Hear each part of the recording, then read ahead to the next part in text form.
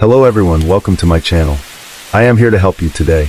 I know you use this video to fall asleep, so before that, like the video and subscribe to the channel. Also, where are you from and what time are you watching? Now get comfortable and relax. Case 1.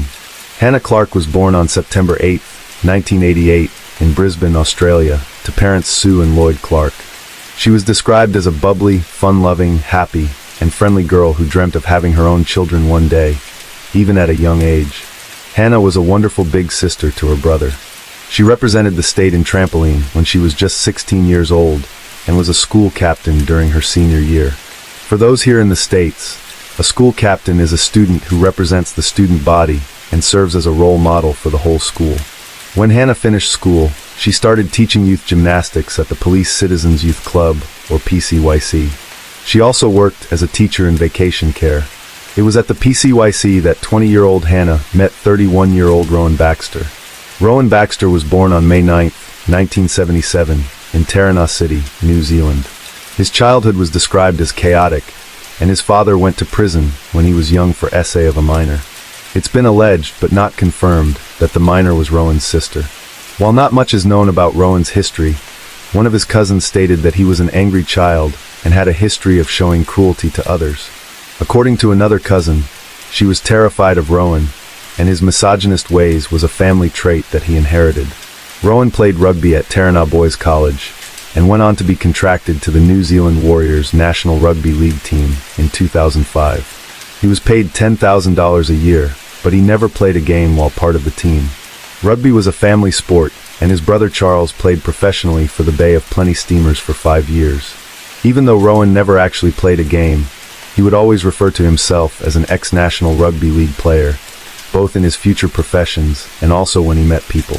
Rowan's friends and co-workers didn't have the best things to say about him either. They described him as controlling and driven. He did not like to be told no. They said he always had to be the alpha male, and that he was very confrontational. Rowan was extremely competitive, including with his clients, and he always had to win. He would lie when it suited him. He made all decisions and ignored the advice of others. Rowan was suspicious in nature and always painted himself as the victim. He was short-tempered, and he was known to pretend to cry in order to garner sympathy from people.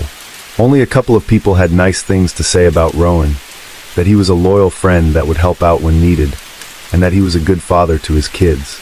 Rowan was married before he met Hannah and had a young son. Una's first wife met when he was 18, and she was 16. By the time their son was 2 years old, she wanted a divorce due to Rowan's controlling behavior and anger issues. However, Rowan wouldn't let her leave and took to stalking her. Rowan then told his estranged wife that he had a hose pipe in his car, and he had planned how he was going to end it for all three of them. Sadly, she decided to go back to this relationship. In 2008, Hannah was teaching at the PCYC in Carindale, a suburb of Brisbane, when Rowan's son attended her class. It was there that the two met, and even though he was still married, he began an affair with Hannah. At the time, Rowan had told Hannah that he and his wife had separated, but were living together for their son. About 4 months into the affair, he decided to break up with his wife. He moved out of the family home, agreeing to a co-parenting plan. However, Rowan would still get aggressive with his ex, threatening to beat her door down if there was a conflict in the parenting plan. Hannah became pregnant about 6 months into the relationship, and even though she wanted to keep the baby, Rowan convinced her to terminate it due to her young age. Over the next 4 years, Hannah and Rowan moved in together, moving a couple of times before settling in Mansfield. In October of 2012, Rowan and Hannah were married, and at the time, she was 14 weeks pregnant with their daughter. Rowan also stopped paying child support for his son after he had his first child with Hannah. Aaliyah Baxter was born on April 10, 2013. She was described as a sweet, articulate, clever girl who was excelling at school. She loved reading in English class. She was a brave girl who stood up to her father's violent behavior.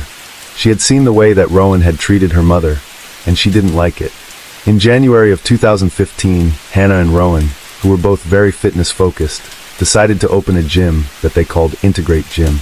Even though Hannah's parents and another investor paid to open the gym, it ultimately failed. Hannah's parents often paid their rent and bills to keep the family afloat. Around the same time that the gym opened, the couple had their second child, Leanna, and then 18 months later, their final child, Trey. Leanna Baxter was born on March 19, 2015, and was a sweet girl by nature. She was the peacekeeper who would try to make sure everyone was happy around her. She was described as a miniature version of her mother. If her father was angry, she would sit in his lap and try to calm him down. Trey Baxter was born on December 4, 2016, and was a mom's boy through and through. He loved running and playing, and loved nothing more than to be with his mother. Over time, Rowan's behavior with Hannah became progressively more controlling and aggressive. Early in the relationship, Hannah had gone on a cruise, and she expressed concern to her mother that Rowan wasn't happy with her going away. He contacted her excessively during this whole trip. Rowan then started to control what she wore, forbidding her to wear shorts, short skirts, or the color pink.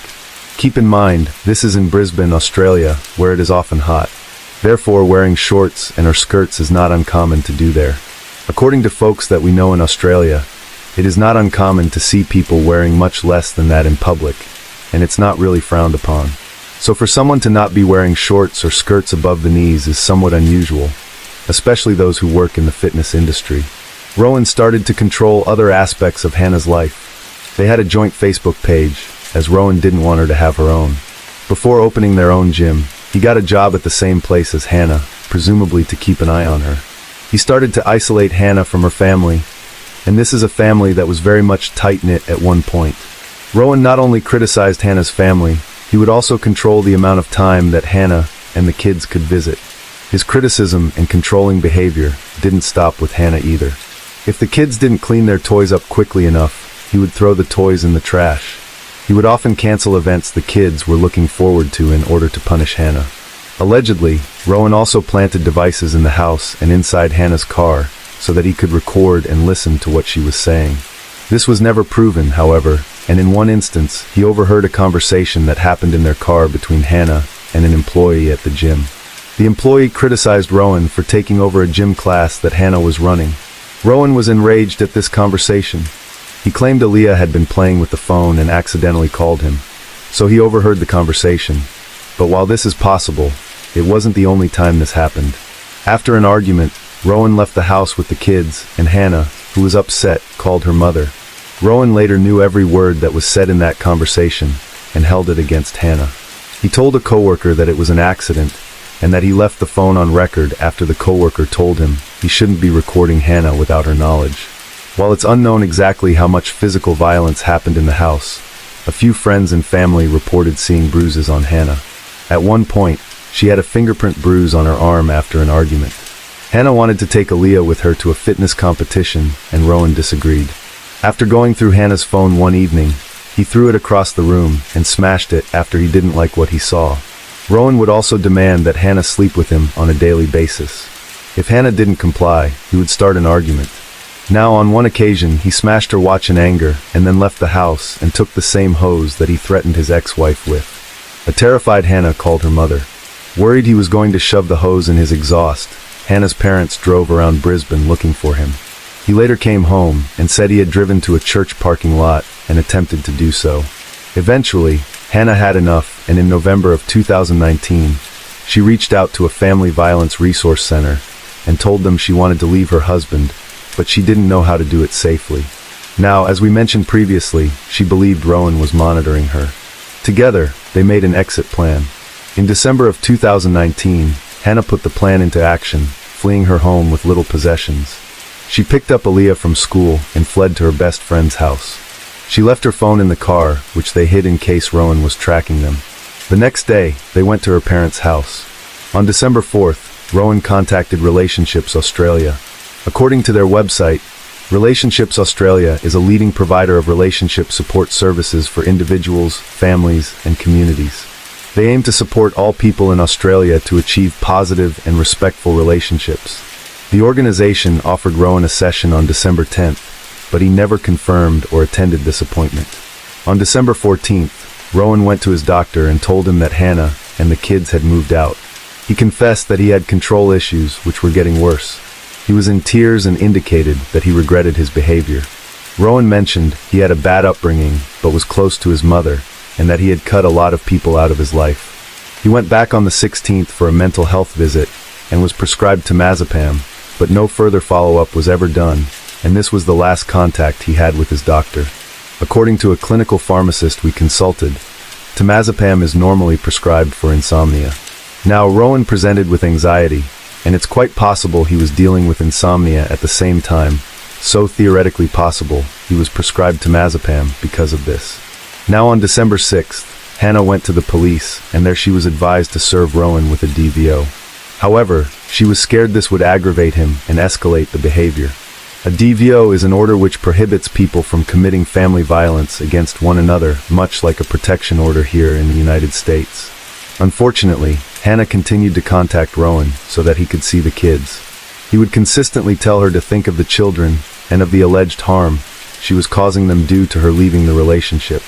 He also started to tell Hannah's parents that their daughter was mentally ill and that he had done nothing wrong whatsoever. This started off a constant back and forth where Rowan would claim that he would return the children, but then change his mind, sent Hannah into a frenzy trying to get her children back, and much like with this previous marriage, he would show up unannounced, let himself into his in-laws' home, and stalk and harass Hannah. On December 26, 2019, Rowan had the children for the day, and Hannah went to pick them up. Now instead of handing the kids over, Rowan threw Leanna in the front seat of his car and drove off. A witness saw this and flagged down a passing police car who then talked to Hannah. Unfortunately, as there were no family court orders in place, all the police could do was ask Rowan to return his daughter, but they couldn't take her from him. The police did try to contact Rowan and went to his house, but nobody was home. Later that evening, Rowan called Hannah on FaceTime and told her that unless she ended an affair that he claimed she was having, and he would not return Leanna. Hannah wasn't even having an affair. This was just another tactic Rowan was using to control her. Hannah contacted her lawyers, who drafted a letter to Rowan demanding the return of Leanna. The police decided that they were going to file a DVO on Hannah's behalf regardless of her intention to do so. On December 28th, the police protection order was filed. On December 29th, the police made contact with Rowan at his house as he was putting Leanna in the car. They advised him of the court order and told him he couldn't go within 100 meters of Hannah or the children until they could be heard in the court for permanent orders. The police then took Leanna into custody and returned her to Hannah. Rowan was to have no contact before January 4th, 2020, and they were all due in court. Later, the police conducted a welfare check and noted that Leanna appeared scared. After what was essentially a kidnapping, she always kept her mother within her sights. Hannah was recommended to take the children to child-aware psychology for services, but no records were ever found that the children had attended. In support of the police issuing a DVO, Hannah provided a statement about some of the things that had been going on behind closed doors. These included that she was forced to sleep with Rowan every night even though he would tell her she was disgusting, and that sleeping with her was, and I'm quoting him, like having sex with a bucket. In Hannah's own words, if I didn't have sex with him every night, he would make our lives hell. In the end, it became a chore I had to do to keep the peace and keep our kids safe from his temper. She also stated that he would hold her neck even though this made her uncomfortable, but wouldn't squeeze enough to cut off her oxygen. On one particular occasion when Hannah told Rowan no, he attempted to assault her, and Hannah had to fight him off physically. It was stated that Rowan had told her he had a plan to end the existence of his ex-wife, their son, and then himself. This made Hannah fearful that he would attempt to do the same to her and their children. Also, Hannah said that she was scared of Rowan as he behaved in a way that made her fear for her children. Rowan had posted videos to social media in the past of him playing too roughly with the kids, and in some cases being outright violent. In one video, he puts the kids in an ice bath. Little Trey was crying hysterically the whole time. Rowan also contacted the police around the same time, claiming that he was the one in fear of Hannah. He said Hannah had a key to the house and was able to let herself in. He worried that she would come in and take Leanna, who he had in his care at the time. He said that he was so scared he was driving around in the car with his daughter. Given the size difference between both of them and history of their relationship, one could assume he was trying to counter any claims that Hannah herself was trying to make. On December 29, 2019, Rowan attended his first counseling session as part of his mental health plan. According to the session notes, Rowan reported wanting help controlling his jealousy and that Hannah had left him for his controlling behavior. No formal risk assessment or risk screening for family violence was completed, and the session focused on dealing with overwhelming feelings by using techniques such as breathing. The psychologist also provided him with pamphlets on how to be supportive of each other and how to hold a relationship meeting to sort out problems logically. His mental health assessment indicated he was feeling moderately depressed and anxious, but answered no to all questions regarding harming himself or others. On December 30th, DV Connect attempted to contact Rowan twice by phone and text following a referral from the Queensland Police.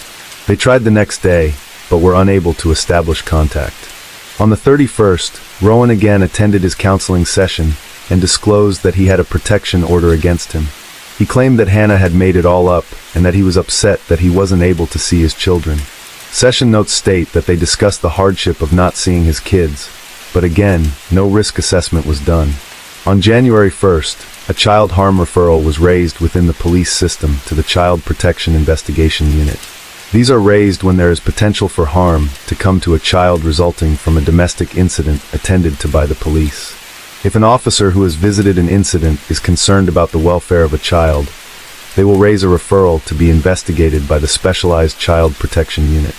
Once this unit completes an investigation, they can also raise the matter to the DOCS, which is Australia's version of CPS. This referral, however, was closed by Detective Sergeant Derek Harris as a custody dispute, and no further investigation was necessary.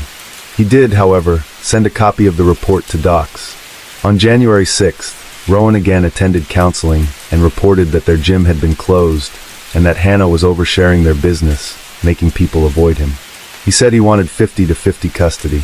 Again, no risk assessment was done and strategies, such as starting new activities, were discussed to help Rowan. The matter went to court on January 8th, and Rowan contested the DVO.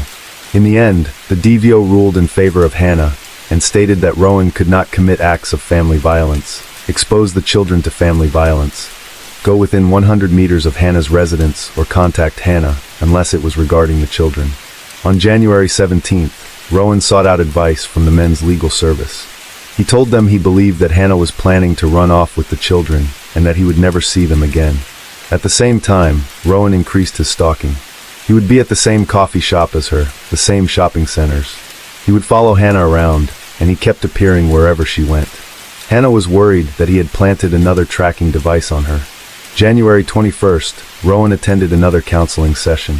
He claimed that he was being accused of being mentally unstable in order to restrict his access to the children.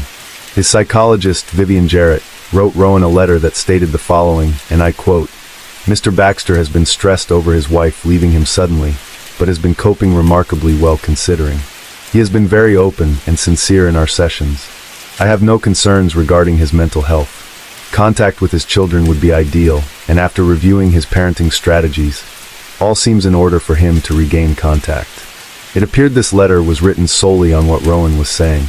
No official risk assessment or screening was ever done by the psychologist in relation to family violence or risk to children in order to write this letter of support. A letter that would turn out to be so completely wrong. Rowan presented the biggest risk of all to Hannah and his children.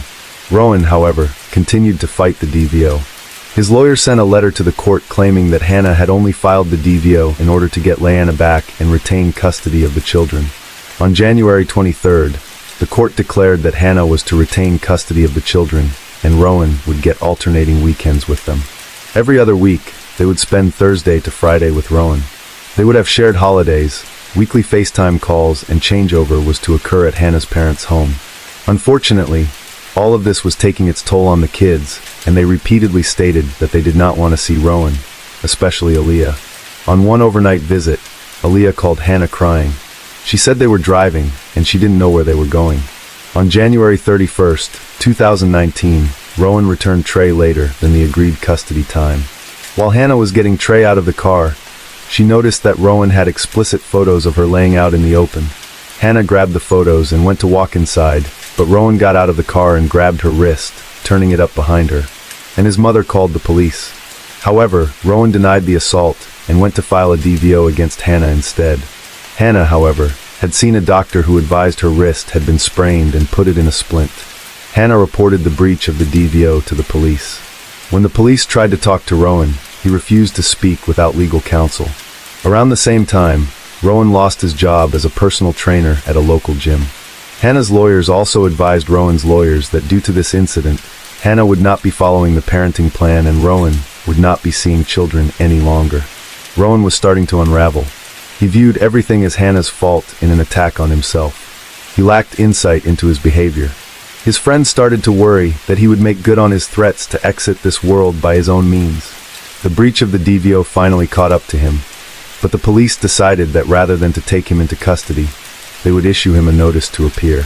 He was also given notice for common assault for hurting Hannah's wrist. On February 7th, Rowan called Hannah's brother's ex-wife and stated he was so angry he wanted to kick her in the head. He wanted to go over, kick the door down, and smash her head in. On February 17th, Rowan went to a local hardware store and purchased zip ties, a jerrycan for fuel, and denatured alcohol. The following day, Rowan filled the jerrycan with 4.6 liters of fuel.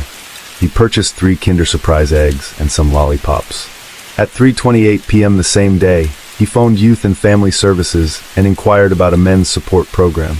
At 4 p.m., he then phoned the men's line to inquire about the same program. At 6:25 p.m., he called a friend in tears saying he couldn't see the kids due to the DVO breach, and that everything Hannah is doing is working. That night, Rowan FaceTimed his children, but he didn't say anything. He just cried on the call. Hannah was worried for her own safety, even telling her mother that she needed to make a will because when Rowan killed her, he would go to prison and someone needed to care for the children. At one point, she told a friend at the gym she was worried Rowan would hurt the kids in order to hurt her. Sadly, she was right in both instances. On February 19, 2020, Hannah's mother Sue went to the gym and arrived home at 6:20 a.m. Hannah then went out and got coffee for herself and her mother and sat on her mother's bed drinking it while Sue got ready for work. The girls were playing in their bedroom, and Trey was watching a dinosaur show on the television. At 7:20 a.m., Sue kissed her daughter and grandchildren goodbye for what would turn out to be the final time. Hannah loaded up the kids in her car to drop Aaliyah and Liana off at school. Trey was in his car seat in the middle, Aaliyah was behind the driver's seat, and Liana was behind the passenger seat. As Hannah started the car, Rowan jumped into the passenger side, holding a jerrycan full of fuel, and told her to start driving. Hannah screamed at him to get out of the car. She drove but pulled up beside a man named Michael Zemek, who was in his driveway washing his car. She screamed to him, called the police, "He's going to kill me, he's poured petrol on me." Michael looked over and saw Rowan in the front seat, physically holding Hannah to prevent her from getting out of the car. She's trying to get free, and Michael noted that Rowan was calm and seemed to be in control of himself. Hannah managed to break free from Rowan and got out of the car, but by that time, Rowan had already set her ablaze. She was engulfed in flames. Michael told her to roll on the ground. He used his hose to douse the flames. He then extinguished the flames on Rowan, and after hearing Hannah scream something about the children, he raced into his house to call emergency services. Michael returned to the scene to assist, and was later admitted to hospital for burns to his face, eye, and arm which he obtained helping Hannah out of the car. While Michael was in the house, another bystander named Samantha Covey saw flames and drove towards them. Seeing Hannah on the side of the road, she picked up the hose and continued to put the fire out. Samantha sat with Hannah until emergency services arrived. She said that Hannah asked repeatedly about her children, asking if someone had gotten them out of the car and whether they were okay or not. Hannah told Samantha that she pulled the car up upon seeing Michael. Rowan dropped the lighter, setting her on fire. She said she had tried to stop him and again asked about her babies in the car. Another neighbor named Carrie Fernandez heard Hannah's cries to call police, and after seeing the scene, she also called emergency services. She was on the phone with dispatchers when the car exploded into flames. With the fire extinguisher in hand, Carrie raced to the car and attempted to put out the fire. The vehicle began to roll backwards, and as people called for her to watch out, Hannah stood up and screamed, "My kids." A man named Benjamin Young pulled up just as Hannah made her initial scream. He also saw the car explode. He stated, "At that point, it sounded like a bomb went off. It was so loud. I felt the shockwaves." The car was engulfed in flames. Almost instantly, the car exploded about 10 meters from where I was. Police would later learn that Rowan had put the jerrycan full of fuel right in front of Aaliyah, and it exploded right at her feet. While Rowan didn't have any fuel on him, each of the children did, as did Hannah. As the car rolled backwards, Benjamin noticed Rowan dive into the front passenger seat, grab something, and then jump back out again. Benjamin grabbed some wood from the back of his own car to try to stop the car from rolling backwards. As he ran towards the car, he heard other bystanders yelling, get them out, referring to the children. Benjamin saw little Trey in his car seat. Sadly, the intensity of the fire meant they couldn't get close enough to the vehicle to rescue any of the children. Reese Gorley, another stranger trying to save the family, noticed that when Rowan dove into the car, he had grabbed a knife. He yelled a warning to Carrie Fernandez, who was still trying to use the fire extinguisher on the car, to back away from the now armed Rowan. Rowan then made one final cowardly act. Kneeling on the ground, he put the tip of the knife towards his body and fell forward onto it. He then curled up into a fetal position and died shortly thereafter. The damage was already done. In one short, heartbreaking morning, Rowan had killed Aaliyah, Liana, and Trey, and left Hannah burned all over her entire body, fighting for her life. Hannah had third-degree burns to 97% of her body. She kept asking about her children. Were they okay? Did someone get them out of the car? Knowing how dire her situation was, they redirected her and said she needed to focus on herself for now. Hannah called her dad before she succumbed to unconsciousness. As he picked up the phone, he couldn't hear anyone on the other end. He assumed it was a pocket dial or one of the kids playing with the phone. He would soon learn that it was in fact Hannah. She was unable to speak. He said her last act of resistance was to reach out for her dad, but she couldn't talk to me. Hannah died at 4:50 p.m. later that day. She was the last in the family to die. Post his death, a chilling note was found on Rowan's phone. It read, "I'm finishing your game. I don't want to play it anymore. You can't F*** with someone's life like this and expect them to take it. I have told the kids that you love them. They will miss you, I'm sure." At autopsy, it was found that Hannah died from multi-organ failure due to the fire. Aaliyah, who was only 6 years old at the time of her death, died from the effects of the fire, including smoke inhalation. She had severe burns to 100% of her body. While she had toxic levels of carbon monoxide in her blood, it is believed that that was not the cause of her death. This means Aaliyah knew what was happening and was burned alive. Liana, who was 4 years old at the time of her death, died from the effects of the fire, including direct thermal effects, the effects of smoke inhalation, and other combustion effects. Little Trey, only 2 years old, also died from the effects of the fire, including direct thermal effects, and the effects of smoke inhalation and other combustion effects. Rowan, who died from a stab wound to the heart, had no alcohol or other substances in his system at the time of his death. He also was not suffering from any disease or injury to his brain. The aftermath of this horrific crime impacted the whole of Australia in many ways. Coercive control, defined by the Queensland Police as any adult to use violent or controlling behaviors towards their current or former intimate partner, family member, or unpaid carer with the intention to control or coerce them, was not well discussed within the community. Many people didn't realize it was a form of family violence, and as of May 26, 2025, it will be illegal in Queensland to use coercive control over someone. Before this tragic story, while family violence was well known, the misconception that it had to be only physical violence existed. Other forms of family violence exist, and can be just as deadly as physical violence. After the tragic events of February 19, 2020, Hannah's parents started a foundation called Small Steps for Hannah, whose mission, in their own words, is in their quest to honor Hannah, Aaliyah, Lena, and Trey, and ensure that no family should endure this pain again. The Clark family have started a movement for change, Small Steps for Hannah, but a halt to the incidences and severity of domestic and family violence in Australia. HALT stands for Hannah, Aaliyah, Lena, and Trey. At an inquest into whether more could have been done to prevent these tragic events, the magistrate found Rowan Baxter was not mentally ill. He was a further actions taken by police officers, service providers, friends, or family members could have stopped Baxter from ultimately executing his murderous plans. Baxter made numerous appointments for counseling and with doctors. All of these actions were designed to assist him to contest the DVO and get what he wanted from the family court process. He did not have any real wish to obtain counseling or address his problems. He manipulated doctors and psychologists. When Baxter concluded that he had totally lost control over Hannah, he killed her and her 3 children. Hannah, Aaliyah, Lena, and Trey were laid to rest on March 9, 2020. They were buried together in one coffin. Hannah's uncle said the following words. He said, "For many of us, it felt like we had been shrouded in a shroud of darkness. It is only when we embrace this darkness that we can see the brightness of the stars shine through." That is what Hannah, Aaliyah, Lena, and Trey are. lights shining through their generation. Hannah's family remember her by the words of one of her last posts made to Facebook before her death. It read, "I am a strong woman. I don't sit around feeling sorry for myself, nor will I ever let anyone mistreat me again. I don't respond to people trying to dictate to me or bring me down. I am a survivor and not a victim. I am in control of my life, and there is nothing I can't achieve. My girls will grow up to be strong women who understand their worth." Hannah's brother had these words for the family he had lost. He said that Hannah was an amazing sister who was also his best friend. He said of his sister, was one of the greatest moms to walk the earth. Brown hair and brown eyes after you were born.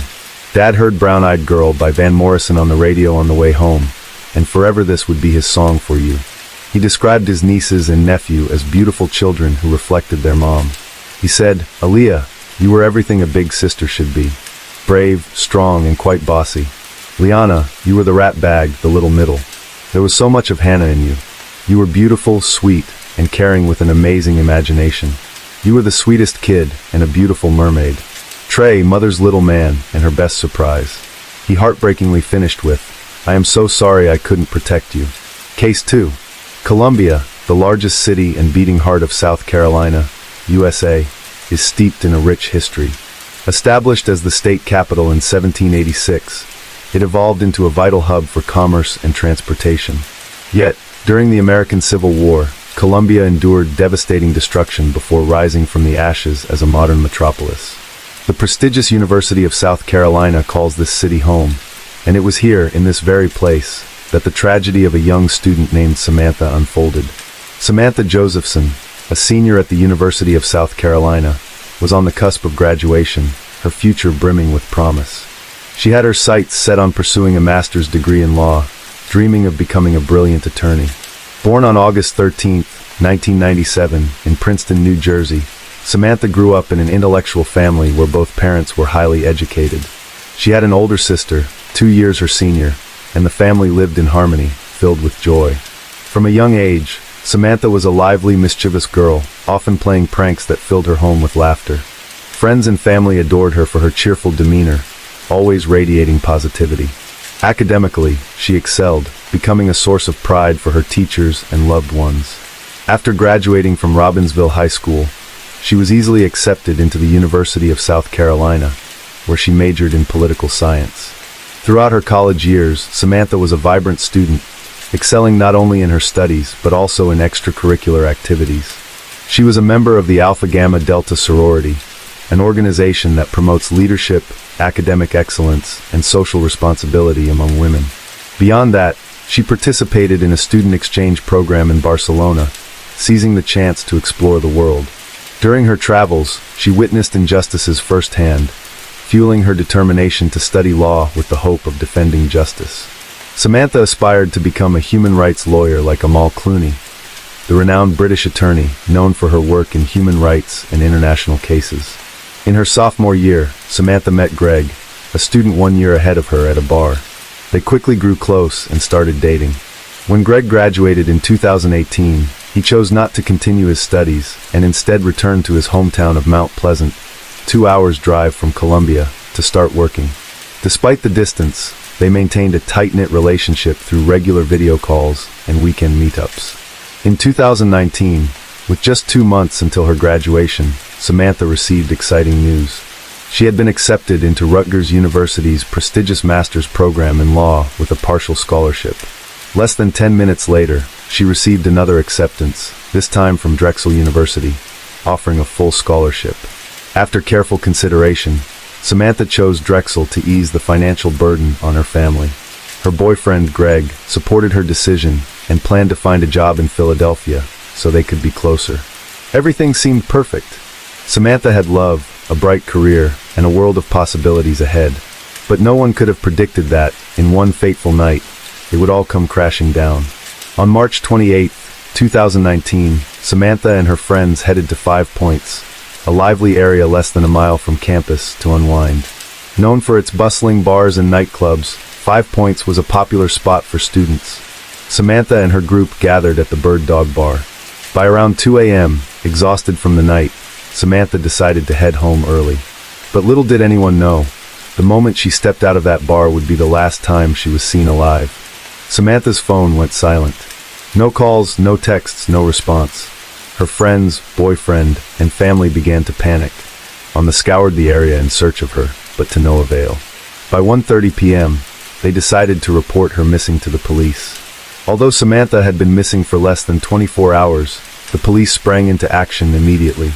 They rushed to her apartment to interview her roommate, gathering details about her appearance, the clothes she was wearing when she disappeared, and swiftly released her photo to the media in hopes of receiving tips from the public. But no one could have imagined the horror Samantha had endured. The area where Samantha vanished was bustling with plenty of foot traffic. Surely someone must have noticed her movements. Indeed, at 4 p.m., the police received a critical lead. In the New Zion area of Clarendon County, southeast of Columbia, about 60 miles from the bar where Samantha was last seen, 2 hunters discovered the lifeless body of a young woman lying by the roadside, hidden among the brush. Police rushed to the scene and confirmed it was Samantha, the very person they had been desperately searching for. According to the preliminary forensic examination, her body bore countless small but shallow wounds inflicted by a sharp object. The injuries were concentrated primarily on her head, neck, arms, and back, with an estimated 120 stab wounds. The sheer number of wounds was so staggering that the coroner couldn't count them all, a testament to the killer's ferocity and utter lack of humanity. Even more horrifying, the coroner discovered that the murder weapon wasn't a typical knife, but something with a unique design, resembling 2 parallel blades. The wounds on Samantha's body were symmetrically distributed, leaving even the experts baffled about the exact nature of the weapon. The most shocking detail of all, Samantha's body was nearly drained of blood. Based on her body weight, she should have had roughly 4,000 milliliters of blood, but the coroner recovered only 20 milliliters. This meant almost all of her blood had been drained. The minuscule amount left wasn't even enough for further testing. The cause of death was determined to be acute blood loss, a process that likely took 10 to 20 minutes. During that time, Samantha must have endured unimaginable pain and despair. The mere thought of it is enough to send chills down anyone's spine. When Samantha's parents and boyfriend received the devastating news, they were utterly shattered. They couldn't fathom that a vibrant, radiant young woman like Samantha could meet such a tragic end. The University of South Carolina, where Samantha studied, was plunged into mourning. In the wake of the tragedy, fear gripped the entire student body. After all, what Samantha did on that fateful night was nothing out of the ordinary for a college student, hanging out with friends, ordering a ride through an app. These everyday actions meant that anyone could become a victim just like her. Panic spread through the student community. No one dared to visit bars or use ride-hailing apps so casually anymore. For the police, the pressure was immense. If they didn't catch the killer quickly, every student in the area would continue living in danger. Determined to crack the case, they mobilized a large task force to investigate. The police decided to start with the most critical lead, pinpointing the last time and place Samantha was seen alive. On the night of March 28th, Samantha's friends who had been drinking with her recounted the events. That evening, we were chatting and drinking at the bar. Samantha wasn't in the best mood, but she seemed fairly normal. Around 2 a.m. on the 29th, she said she wanted to head home to sleep and left before us. Samantha's boyfriend, Greg, also provided his statement. That day, my girlfriend and I were texting. Her parents were unwell, so she wasn't in high spirits. We messaged until 2:04 a.m., when she told me she had booked an Uber and the car was on its way. That was the last message I received from her. After that, she stopped responding. Greg explained that since they shared their locations with each other, he checked his phone and noticed something unusual about Samantha's route. The car should have been heading north to take her home, but instead, it was moving southeast. Sensing something was wrong, Greg called and texted her repeatedly but couldn't reach her. Even more bizarre, her location sharing suddenly turned off, an occurrence that had never happened before. At first, Greg didn't immediately alert the police, thinking Samantha might be tied up with something personal. But when morning came and he still couldn't contact her, he raced to Columbia to search for her. In fact, before reporting to the police, Greg had gone to Samantha's roommate to search together. He even managed to obtain surveillance footage, showing Samantha hailing a ride that night. After noticing something suspicious, he decided to alert the authorities. Based on this lead, the police quickly pinpointed a critical detail. Samantha had disappeared after booking an Uber. This meant the Uber driver could very well be a suspect. The police promptly contacted Uber and identified the driver who had accepted Samantha's ride, a man named Marcus. When questioned, Marcus admitted he had indeed accepted Samantha's booking, but claimed he never met her that night. He waited for a while, and when no one showed up, he canceled the ride. This raised the police's suspicions. Could Samantha have gotten into the wrong car? Following this lead, they reviewed footage from roadside surveillance cameras. At just past 2 a.m. on March 29th, Samantha was standing alone on a street corner, waiting for her ride. She was wearing an orange-red top, black jeans, and holding her phone. Though it was late, the area was still bustling with young people hanging out. No one appeared to be following or approaching her. Samantha stood calmly at the pickup spot, with nothing seeming out of the ordinary. A silver-gray car pulled up near Samantha, and she quickly approached it, assuming it was her ride, but the car sped off. It clearly wasn't the one she had booked. Samantha returned to her spot to continue waiting. About 30 seconds later, at 2:12 a.m., a black Chevrolet pulled up. This time, Samantha walked over and got into the car without hesitation. Moments later, the vehicle vanished into the night. As the police dug deeper into surrounding security footage, they uncovered a chilling detail. The black Chevrolet had been circling the area multiple times. Each time, it would stop at the street corner, where people were waiting for rides, linger for a few minutes, then drive off. This behavior resembled a predator hunting for prey. Those leaving the bars were the targets of this car. Earlier, the moment Samantha approached the wrong car had been clearly observed by the driver of the Chevrolet trailing behind. This suggested the crime was premeditated, meticulously planned in advance. The police immediately expanded their investigation to track down the Chevrolet. Unfortunately, the cameras didn't capture a clear view of the license plate or the driver's appearance. At this point, the police had only a sliver of information. The suspect drove a black Chevrolet and frequently appeared in the 5 Points area. With such limited leads, they had no choice but to intensify patrols and keep an eye on every black Chevrolet in the vicinity. Typically, when hunted so relentlessly, a suspect would go into hiding, but not this time. Less than a day later, the police apprehended the suspect. Rather than crediting the police's efficiency, it might be more accurate to say the suspect was overly confident and arrogant, completely disregarding the law. While patrolling 5 Points, officers spotted a black Chevrolet matching the one from the surveillance footage. Without hesitation, they pulled the car over for inspection. A man wearing a white hoodie, seated inside, was asked to step out. But the moment he exited the vehicle, he suddenly turned and fled. At the time, there was still a female passenger in the car. When questioned, she appeared utterly bewildered, unsure of what was happening. Meanwhile, several officers quickly gave chase to the suspect. In a matter of moments, they apprehended him. His decision to flee before even being questioned suggested he had something to hide. However, even after being caught, the suspect remained silent in the face of the police's questions. He only claimed to be struggling to breathe and demanded medical attention. When a doctor arrived to examine him, they concluded he was perfectly healthy. To identify the suspect, the police took his photograph and fingerprints. The results revealed he was Nathaniel Rowland, 24 years old. Meanwhile, another team of officers conducted a preliminary search of the car. They discovered a quantity of illegal substances, a rose gold iPhone, visible bloodstains on the back seat, and cleaning agents like bleach. It was highly likely that this car was the crime scene. Investigators swiftly arrived to collect evidence from the vehicle, as well as from Nathaniel's body and clothing. Realizing he couldn't conceal the blood in the car, Nathaniel concocted a far-fetched story.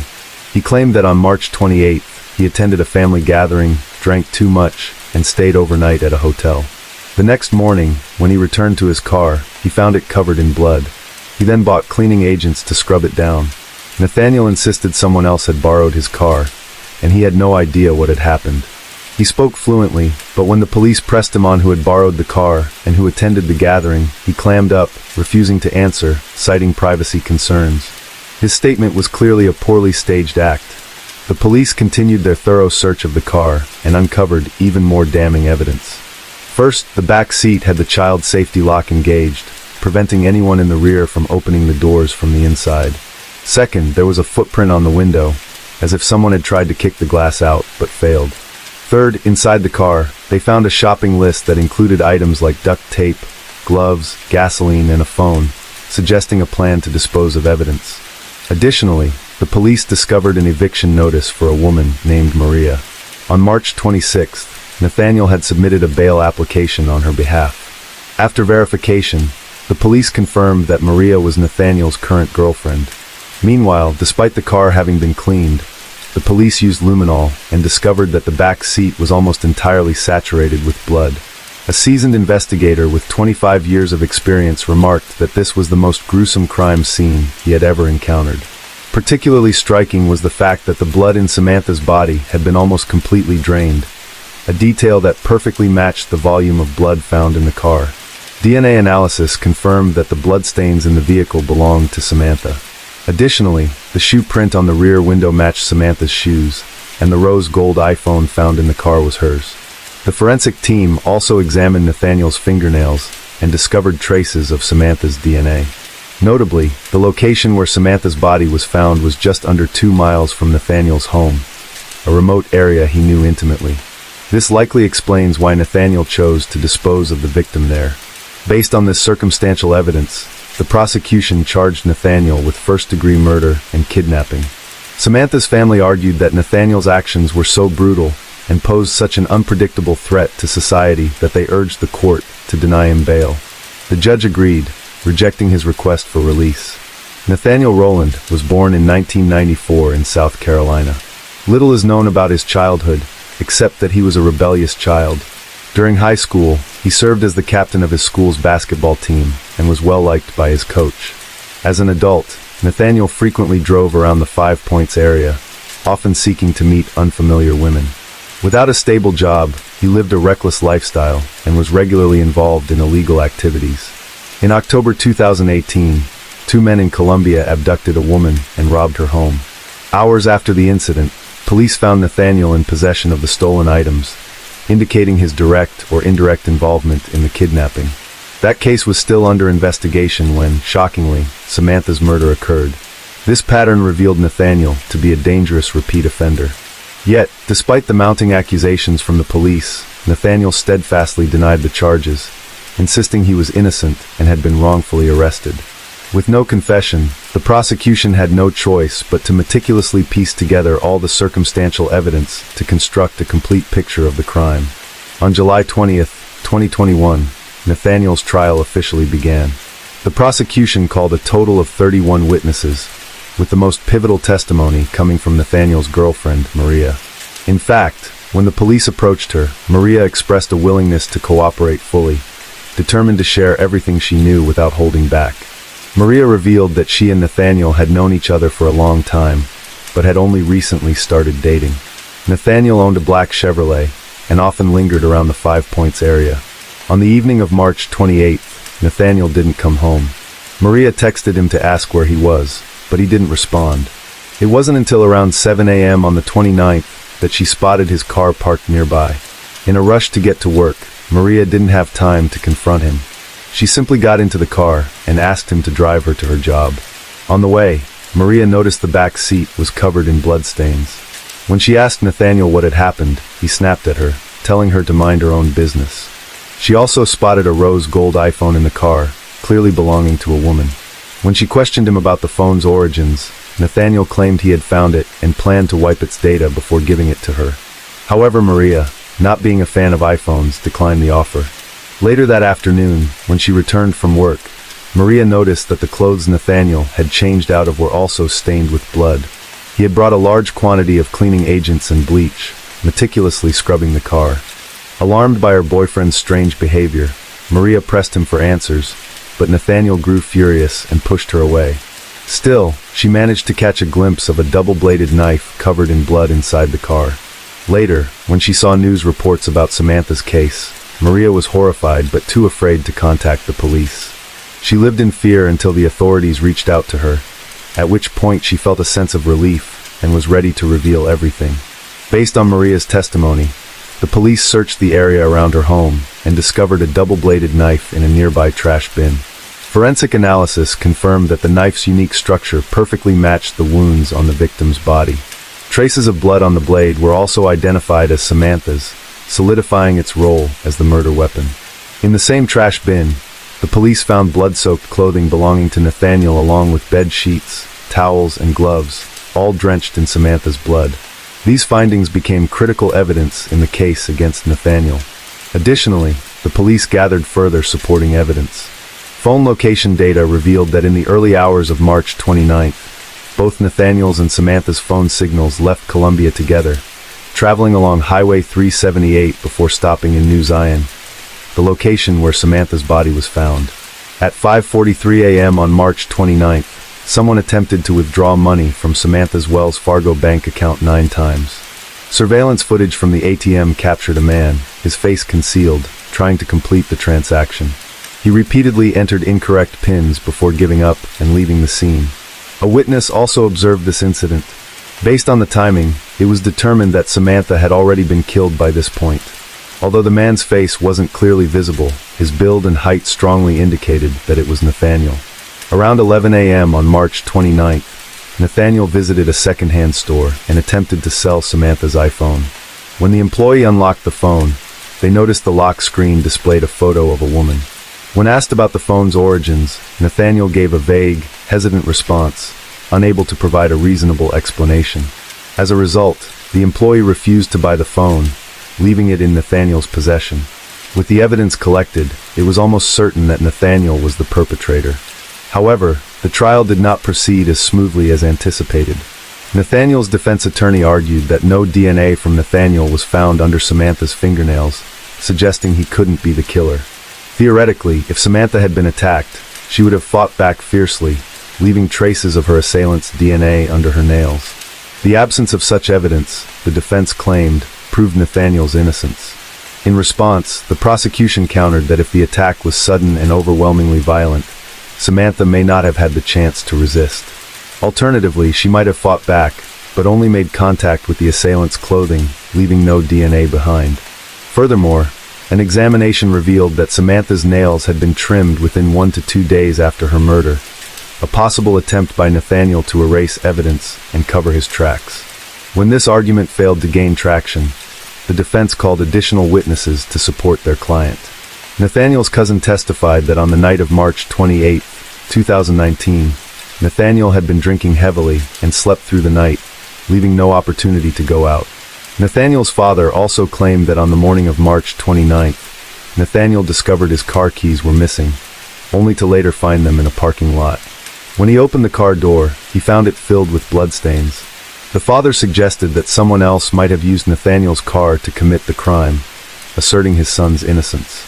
Nathaniel's family, friends, and high school basketball coach all tried to portray him as a good person, mischievous perhaps, but incapable of committing such a barbaric crime.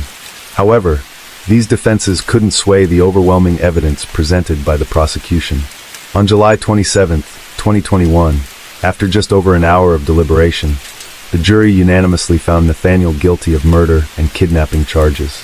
In a final statement, Nathaniel's mother pleaded for leniency, insisting her son was a compassionate person incapable of such a crime. But the judge deemed Nathaniel's actions too cruel and abhorrent.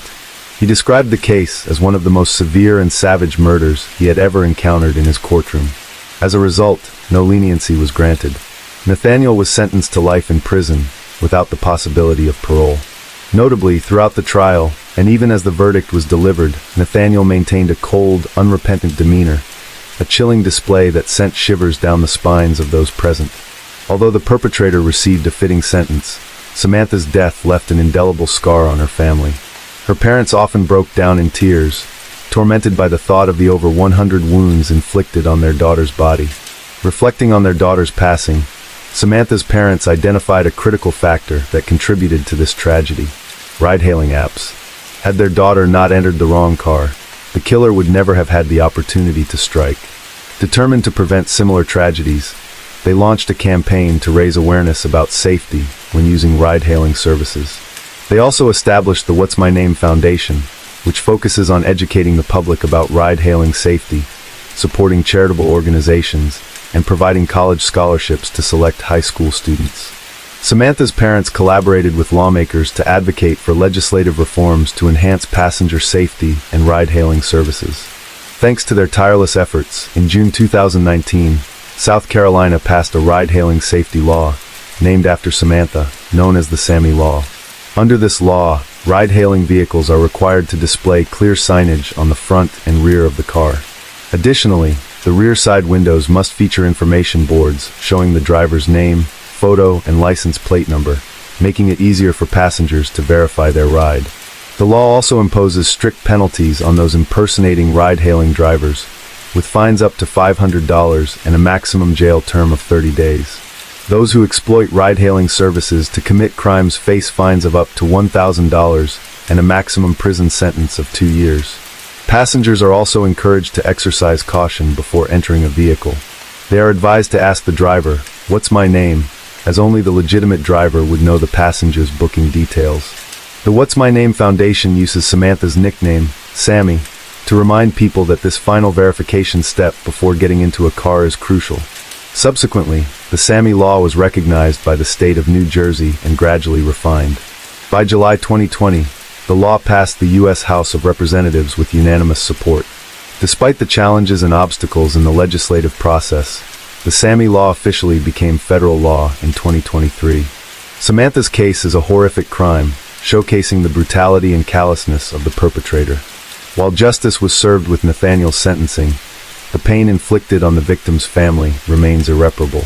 The passage of the Sammy Law marks a significant step forward in protecting passengers using ride-hailing services.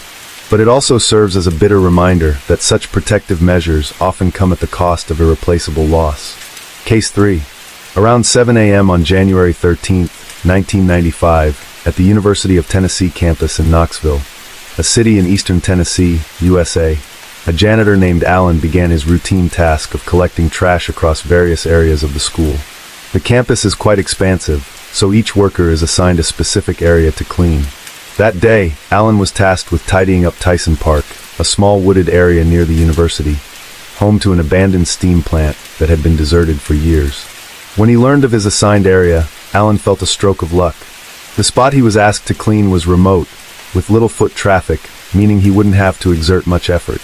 Whistling as he strolled leisurely, the man ventured deeper into the woods, unaware that in mere moments, he would witness a horrifying scene that would haunt him for the rest of his life. As he passed by the abandoned steam plant, Alan suddenly noticed streaks of red staining the ground. They formed a faint trail, leading straight into the nearby underbrush. A sense of unease welled up inside him, but curiosity urged him forward. Taking a deep breath, he slowly parted the grass to get a better look, and in that instant, his heart felt as though it might leap out of his chest. Before him lay a body that was no longer intact. At first, Alan thought it might be the remains of an animal torn apart by a predator. But upon closer inspection, he shuddered as he realized it was human. The victim was shirtless, her skin covered in countless deep cuts, as if sliced meticulously with a razor blade or a utility knife. At the center of her chest, a 5-pointed star had been carved deep into her flesh. The blood had dried, forming dark clotted patches that made the wounds appear even more grotesque. But what horrified Alan the most was the victim's head. It had been so brutally battered that it was nearly unrecognizable. In that moment, his entire body froze, his legs trembling as if they might give way beneath him. Overwhelmed with panic, he bolted out of the woods, his shaking hands fumbling to dial the police. Less than an hour later, the Knoxville City Police, along with the university's security team, arrived at the scene. Even for seasoned investigators who had witnessed countless murders, the sight of this victim left them stunned. A preliminary examination revealed that the victim had been attacked with extreme savagery. The cuts on her body were likely inflicted by a sharp object, such as a razor or utility knife. Her head had been repeatedly struck with a large rock, leaving it completely disfigured. No one could fathom the excruciating pain the young woman must have endured before her death. The police quickly cordoned off the crime scene and transported the victim to the forensic center for further examination. The crushed state of her head made on-site identification impossible. All they could determine was that the victim was a young woman. Given that the crime occurred so close to the university campus, authorities feared the news would spark panic among students, so they swiftly contained the area and controlled the flow of information. The university administration was equally concerned. With the killer still at large, could someone else become the next victim? If the perpetrator was a student, or if their target was students, the consequences could be catastrophic. For this reason, solving the case quickly became the top priority.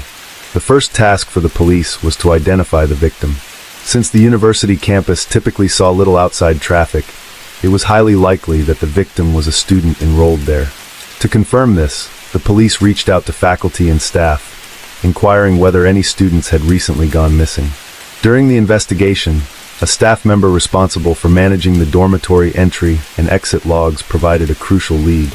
According to this individual, among the students in the school's vocational training program, there was a 19-year-old girl named Colleen Slemmer.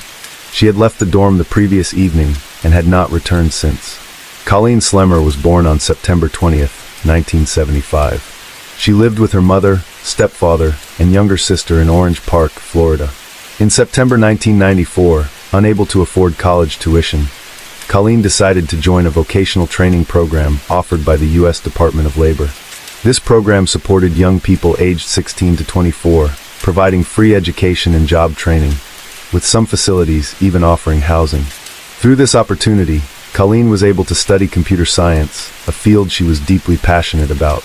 Notably, the vocational training program in Knoxville, where Colleen was enrolled, shut down just a few months after the murder took place.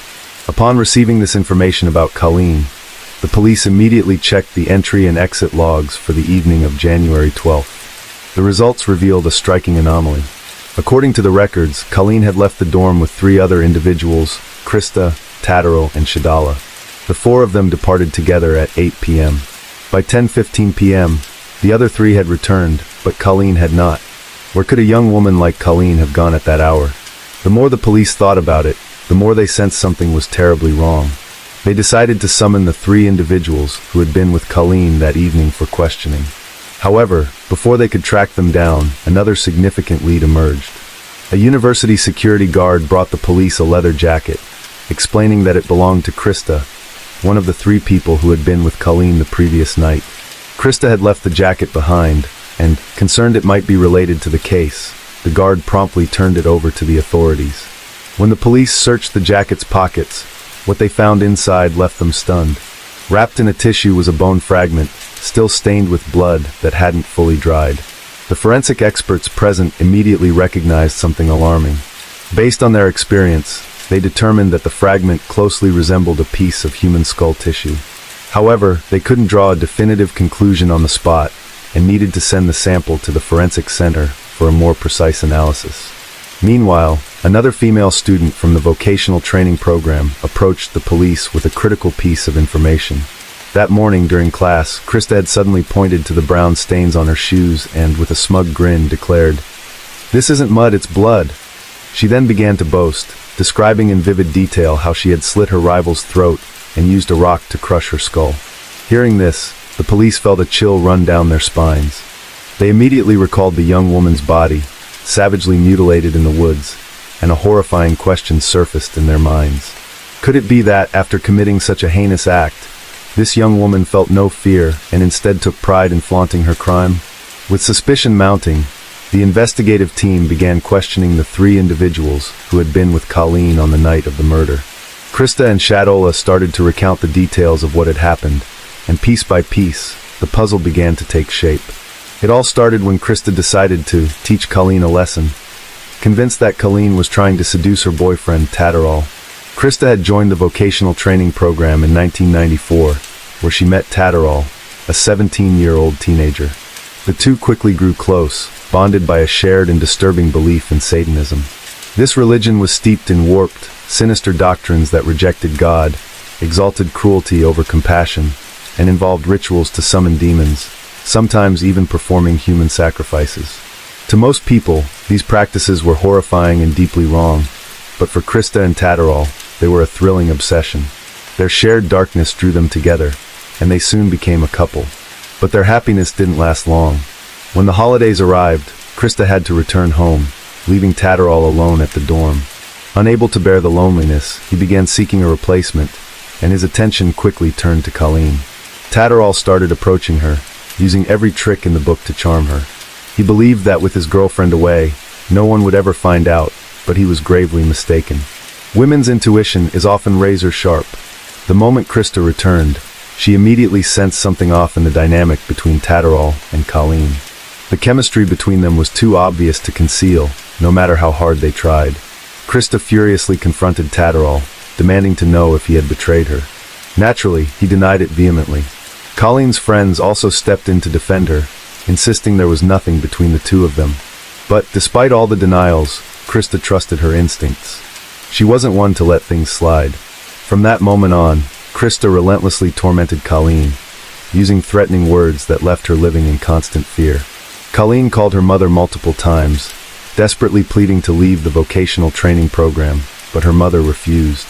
She insisted that Colleen finish her studies before even considering leaving. After a while, mere threats were no longer enough to satisfy Krista's rage. She wanted Colleen to pay a real price.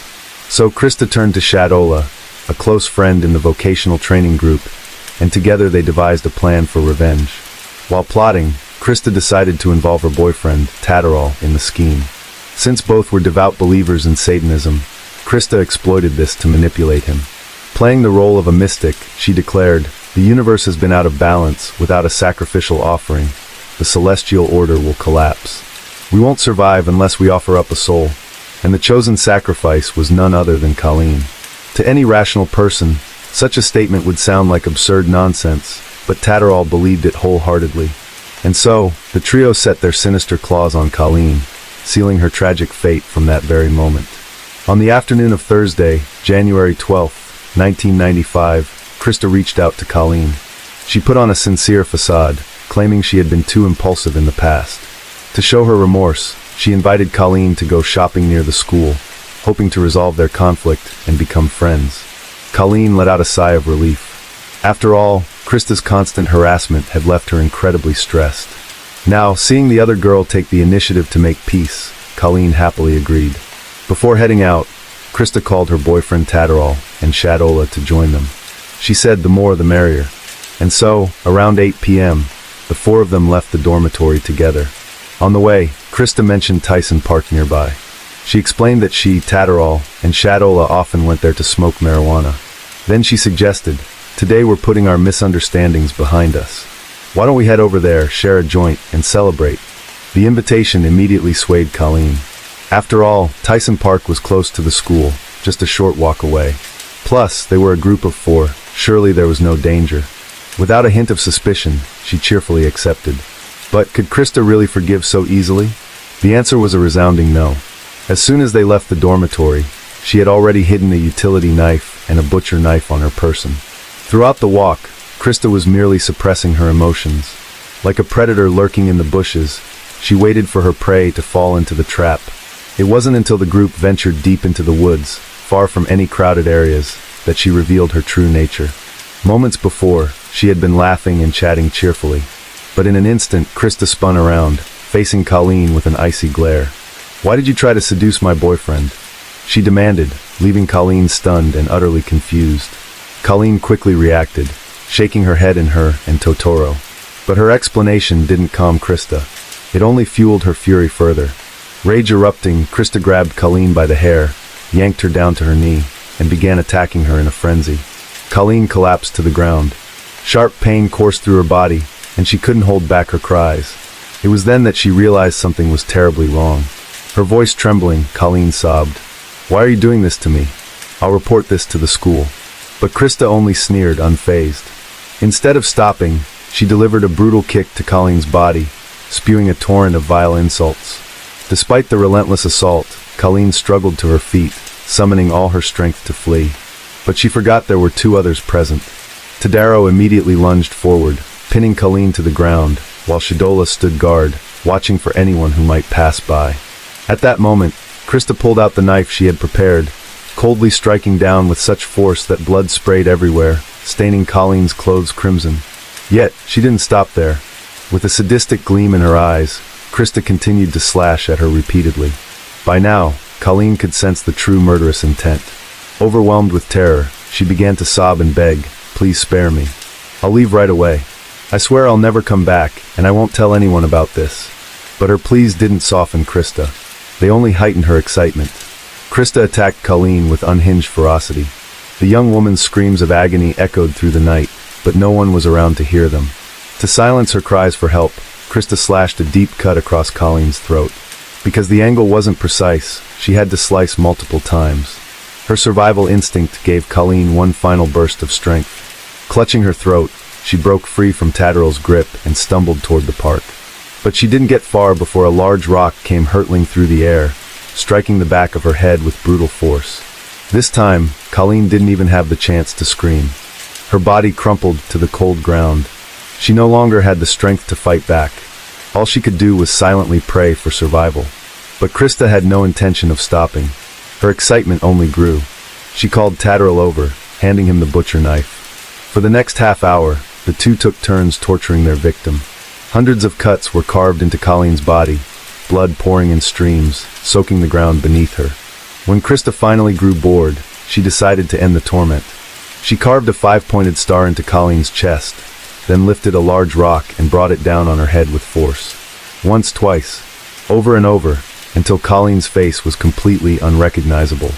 In occult beliefs, it's said that if a person dies with their body no longer intact, their soul cannot find peace and will remain trapped forever in the remnants of their flesh. For this reason, Krista chose a piece of Colleen's skull, her favorite part, as a keepsake, carefully placing it in the pocket of her leather jacket.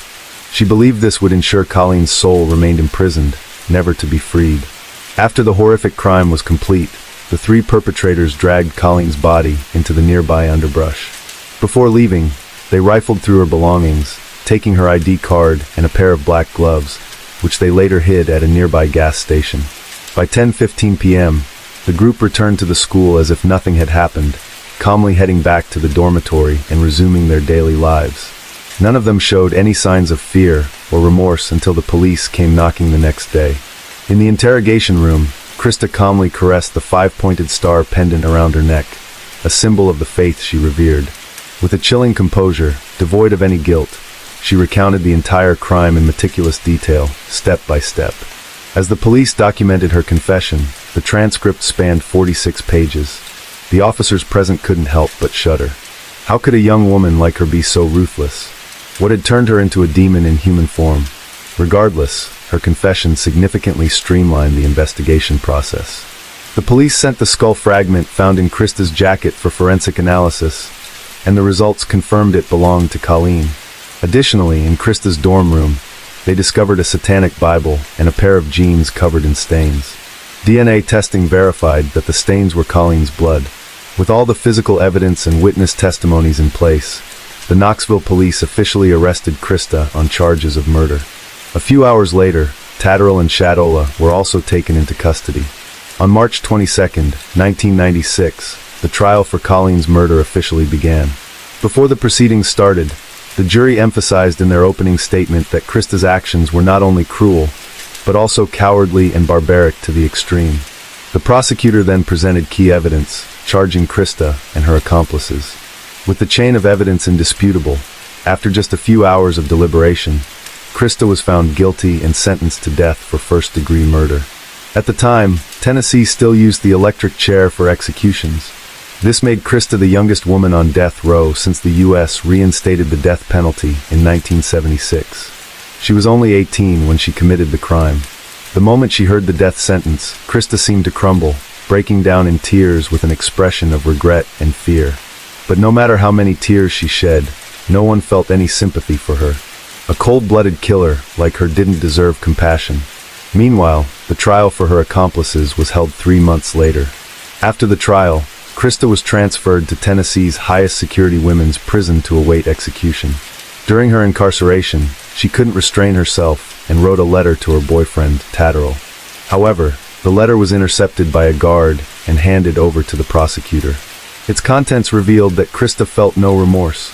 She even believed the police should be grateful to her for not letting Colleen suffer any longer. On June 6, 1996, Krista was sentenced to an additional 25 years in prison for conspiracy to commit murder. While this sentence held little significance for someone already on death row, it further underscored the horrific nature of her crimes. As for Tatterall, because he was only 17 at the time of the murder, he received a life sentence, but with the possibility of parole in 2028. Shadola, who was an accomplice complicit in covering up the crime, but cooperated fully with the police after her arrest, was sentenced to 460 days in prison and 6 years of probation. One might think the case ended there, but the story was far from over.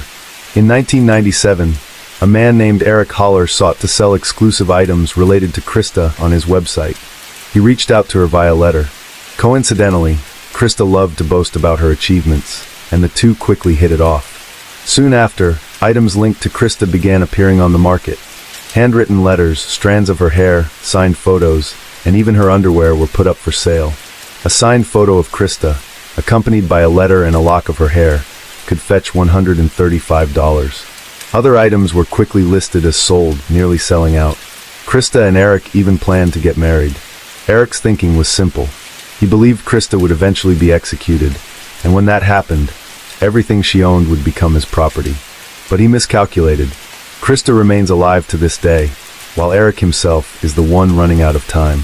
Recently, his website announced that he had been diagnosed with cancer, and the site would cease operations indefinitely. In 1999, a video featuring Krista was released.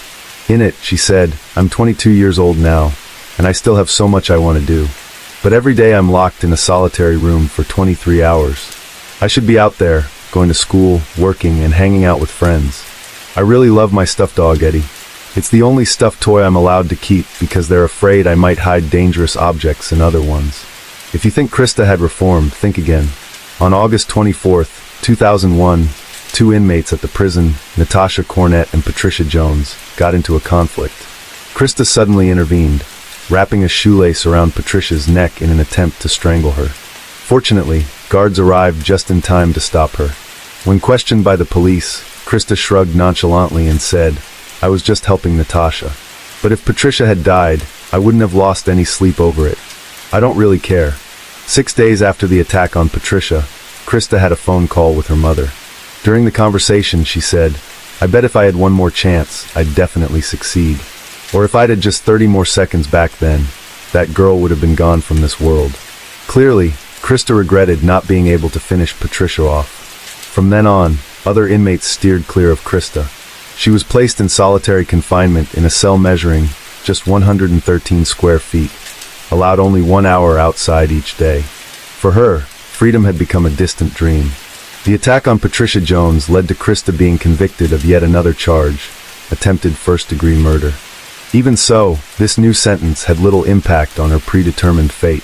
Krista's lawyer once attempted to appeal, hoping to have her death sentence commuted to life imprisonment. The reasoning for the appeal was almost laughable. They argued that a life sentence would help her realize her mistakes more than a death sentence would. But ironically, Krista seemed so fed up with her prison life that she rejected the appeal and even requested immediate execution. She said, "Because no one's going to take me out of prison to go play at Disney." The judge, who had never heard such a bizarre request in his career, agreed and set her execution date for August 19, 2002. Krista repeatedly expressed her gratitude, saying, "Thank you. It's okay, Mom."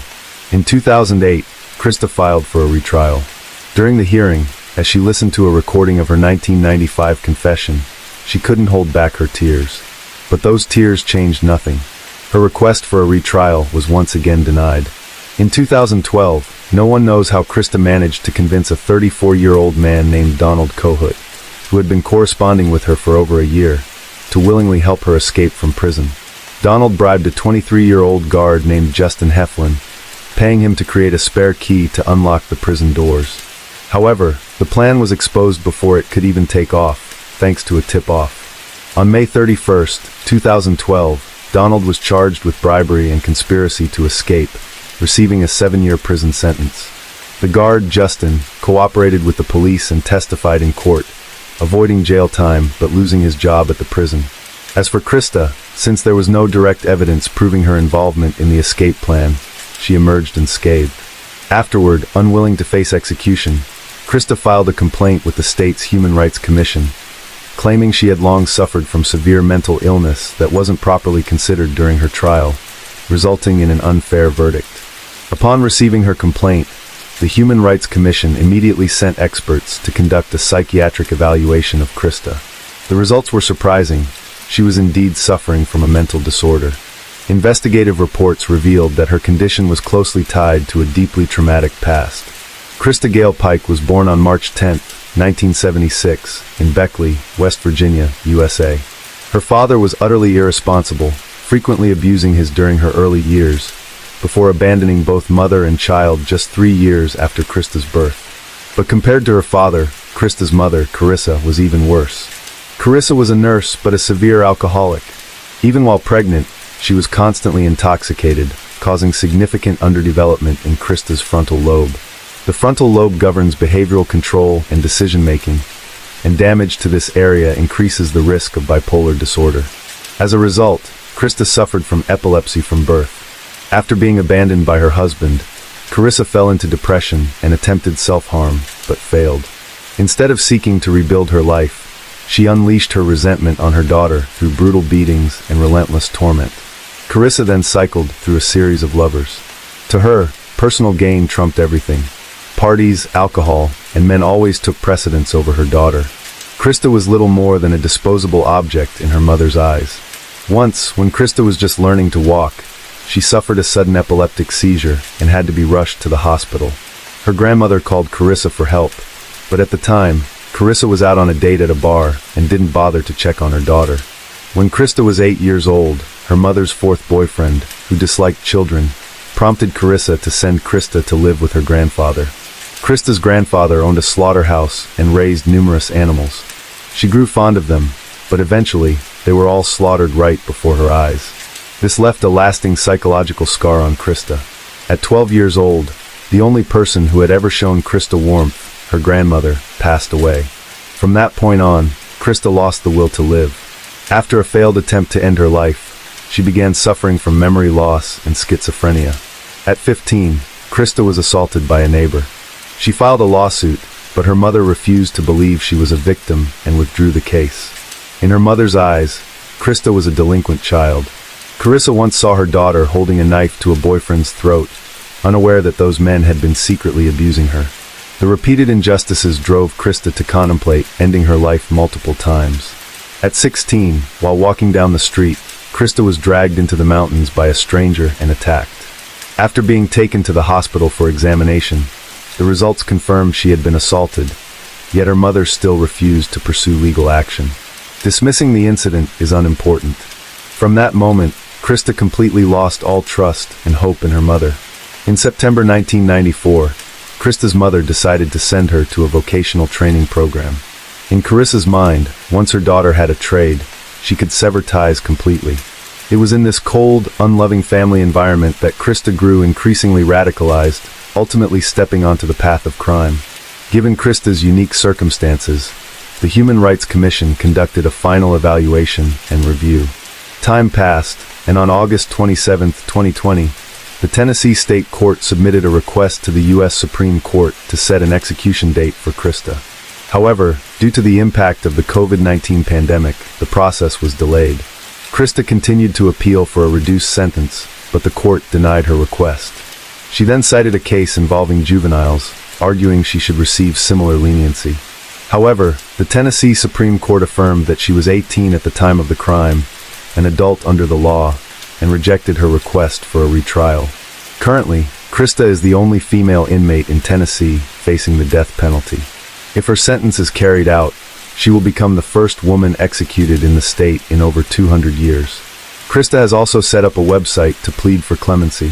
She claims she deserves a chance at forgiveness, expressing remorse for what happened that night and a desire to turn back time to right her wrongs.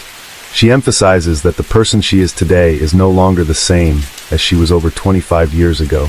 Public opinion on the matter is deeply divided. Some argue that the traumatic events of Krista's childhood profoundly impacted her mental state.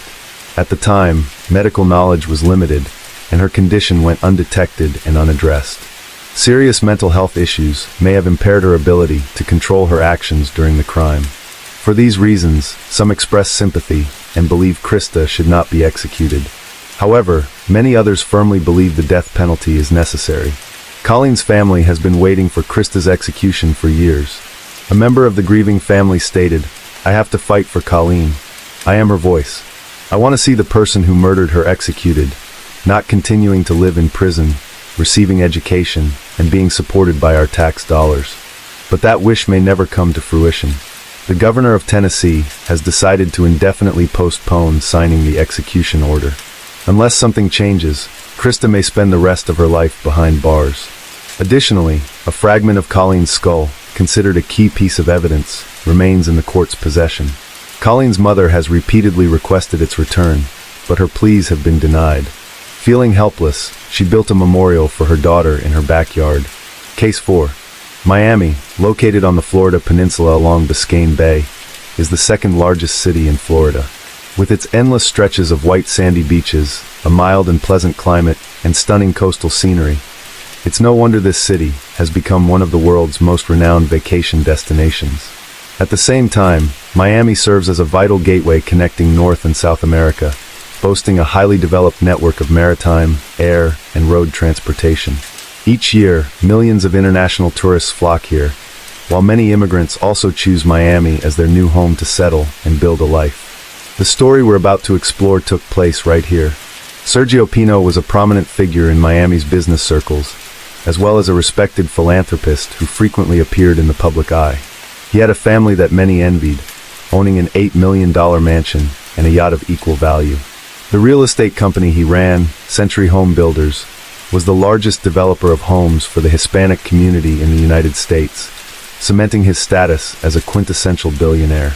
Born on September 9, 1956 in Havana, Cuba, Sergio came from a modest family. Sergio's parents had 2 children, and he was the eldest. His younger brother was named Carlos Pino. Their father ran a small grocery store, but in 1968, the Cuban government confiscated the shop, stripping the family of their sole source of income.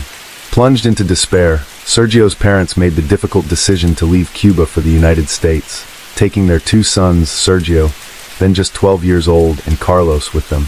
Given Cuba's proximity to Florida and the special immigration policies of that era, many Cubans sought every possible means to migrate to the U.S. The Pino family was no exception, joining the wave of immigrants heading to Miami, Florida. Sergio's father found work as a plumber's assistant, while his mother took on cleaning jobs.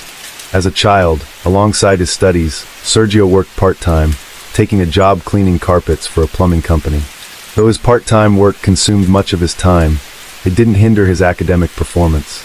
Sergio was both intelligent and diligent, working with his hands while his mind never stopped learning. He refused to let anything stand in the way of his education. After graduating high school with his sharp mind, Sergio realized that the plumbing business wasn't overly complicated and believed he could strike out on his own. As the saying goes, fortune favors the bold, and Sergio took a leap of faith, borrowing $6,000 from his father to start his own plumbing company, Century Plumbing. But reality proved far harsher than he'd imagined. While the company secured a few contracts, Sergio soon faced numerous challenges due to a lack of expertise and manpower. Yet, instead of giving up, these obstacles only fueled his determination. In the years that followed, Sergio and his family remained deeply involved in the plumbing and construction industries, slowly turning the small company into a success. During this time, Sergio got married and had 2 children. However, in 1985, his marriage hit a rough patch, ultimately ending in divorce. As the saying goes, when love falters, career prospers. And this seemed to hold true for Sergio. Over the next 2 years, his business flourished dramatically. But the greatest surprise came one fateful day when he walked into a small shop, and there, he met Tatiana Linares, a woman 12 years his junior. Tatiana was born in 1968 into an ordinary family in Cuba. From a young age, she was strikingly beautiful, so much so that neighbors often praised her as a natural beauty. Like many Cubans, her parents dreamed of a better life in America. So when she was still a child, they left their homeland for the United States, settling in the nearby state of Florida. To make a living, her parents opened a small shop, where Tatiana often helped out after school. By her teenage years, she had long, jet-black hair and a captivating beauty that turned heads. At 17, a chance visitor came to the shop, none other than Sergio. From the moment he laid eyes on her, Sergio was utterly captivated by Tatiana's beauty. Despite their significant age gap and her parents' disapproval, Sergio's persistent pursuit eventually won her over. In the years that followed, Sergio and Tatiana traveled together to iconic landmarks across the United States, their bond growing ever stronger. After nearly 5 years of dating in 1992, they finally tied the knot. Their wedding was a lavish affair, attended by around 600 guests, most of whom were Sergio's friends. This was hardly surprising, as by then, Sergio had become a successful businessman in Florida with a personal fortune of $15 million, while Tatiana's family came from a modest background, resulting in fewer guests from her side. Yet, from the radiant smiles on their faces, it was clear that both were brimming with hope and happiness as they looked toward their future. They truly loved each other. Tatiana believed she had married for love, and Sergio treated her with great care. After their marriage, they stood by each other's side, supporting one another through thick and thin, and welcomed 2 daughters into the world. Alongside their growing family, their business ventures flourished. In 1995, at the age of 39, armed with years of hard-earned experience in the business world, Sergio recognized the boundless potential of the U.S. construction market. He decided to establish a new company, Century Residential Construction, officially entering the construction industry. Based in Florida, his company focused on developing and building residential and commercial projects, committed to delivering innovative, high-quality housing solutions. There's no denying that Sergio had a visionary eye. His company grew rapidly, expanding its reach with each passing year. To date, they have built over 16,000 homes. Florida is home to a significant population of Hispanic immigrants. According to the 2020 census, about 26.1% of the state's population is of Hispanic descent, making them one of the largest communities there. As a result, the majority of Sergio's clients were Hispanic Americans. Sergio's rags-to-riches story, from starting with nothing to achieving immense success, inspired countless young dreamers. On paper, he had risen from humble beginnings to become a thriving entrepreneur with a beautiful wife who loved and supported him unconditionally. With a flourishing career and a loving marriage, he was the epitome of what many aspired to be. His life should have been filled with happiness. But the reality of wealthy families often reveals a different story. Marriages among the elite can be just as chaotic, if not more so, than those of ordinary families. In 2017, 25 years after their wedding, a scene straight out of a movie unfolded. Tatiana stumbled upon a devastating truth. She had been betrayed. Her husband, Sergio, was having an affair with a young, attractive real estate agent. For her, this revelation was like a bolt from the blue. It's worth noting that she had met Sergio at 17, fallen in love with him, and built a life together over the years. By 2010, Sergio's company, Century Residential Construction, had become the largest home construction contractor for the Hispanic community in the U.S. He went on to earn prestigious accolades, including top 100 leading businesses in Miami, top 100 construction contractors, and largest Hispanic-owned business. Not stopping at construction, Sergio ventured into banking, becoming a founding member and vice chairman of Century Bank of America. He was also appointed to the Florida Transportation Commission and held key roles in various investment funds, as well as on the board of trustees at Florida International University. Alongside his soaring career, Sergio's quality of life continued to improve. He owned several luxurious villas in Coral Gables, including a primary residence valued at $8 million. Behind the estate ran a river, where a yacht, also worth $8 million, was docked. Sergio and his wife Tatiana were active philanthropists, frequently donating to cancer research organizations, supporting patients, contributing to Florida International University, and funding the construction of public buildings and parks. These efforts earned them a reputation as prominent local philanthropists. For 25 years of marriage, Tatiana had devoted herself entirely to supporting her husband's career, managing their household, and raising their 2 daughters with unwavering dedication. Yet, in return for her wholehearted commitment and unconditional love, she was met with cruel betrayal. Still, Tatiana wanted to give her husband a chance. She believed Sergio still loved her, and thought of their 2 daughters and the once happy home they had built. If Sergio genuinely repented and ended his illicit relationship, she was willing to forgive everything. Sergio immediately promised to cut all ties with the real estate agent, but his words were empty. While he appeared remorseful on the surface, behind Tatiana's back, he continued his affair in secret. Not only that, but other young, beautiful women began to appear in his life as well. To conceal his actions, Sergio was meticulous, covering his tracks with cunning precision. On the surface, his marriage to Tatiana seemed to return to normal, but in reality, an invisible crack had formed, one that nothing could mend. Over the next 2 years, Sergio maintained the facade of a devoted husband and father, while his business empire continued to thrive. But for Tatiana, things were far from smooth. she began experiencing health issues, frequently in and out of the hospital. At first, she suffered from dizziness and nausea, but later, she developed more severe symptoms, difficulty breathing, hair loss, and even episodes of unconsciousness. Though she recovered after each prolonged treatment and rest, doctors couldn't pinpoint the exact cause.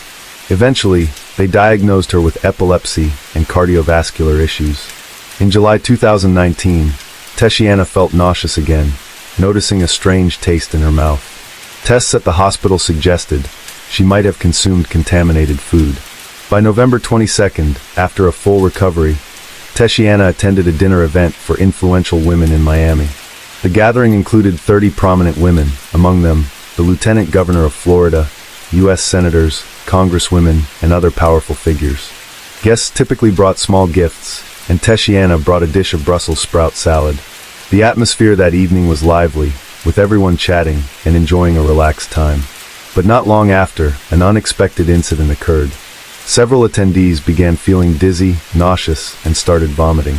The situation escalated quickly, prompting an immediate call for ambulances. Over 10 people with symptoms were rushed to the hospital. After examination, doctors confirmed the cause as food poisoning. Fortunately, after a night of treatment, their condition stabilized, and they recovered.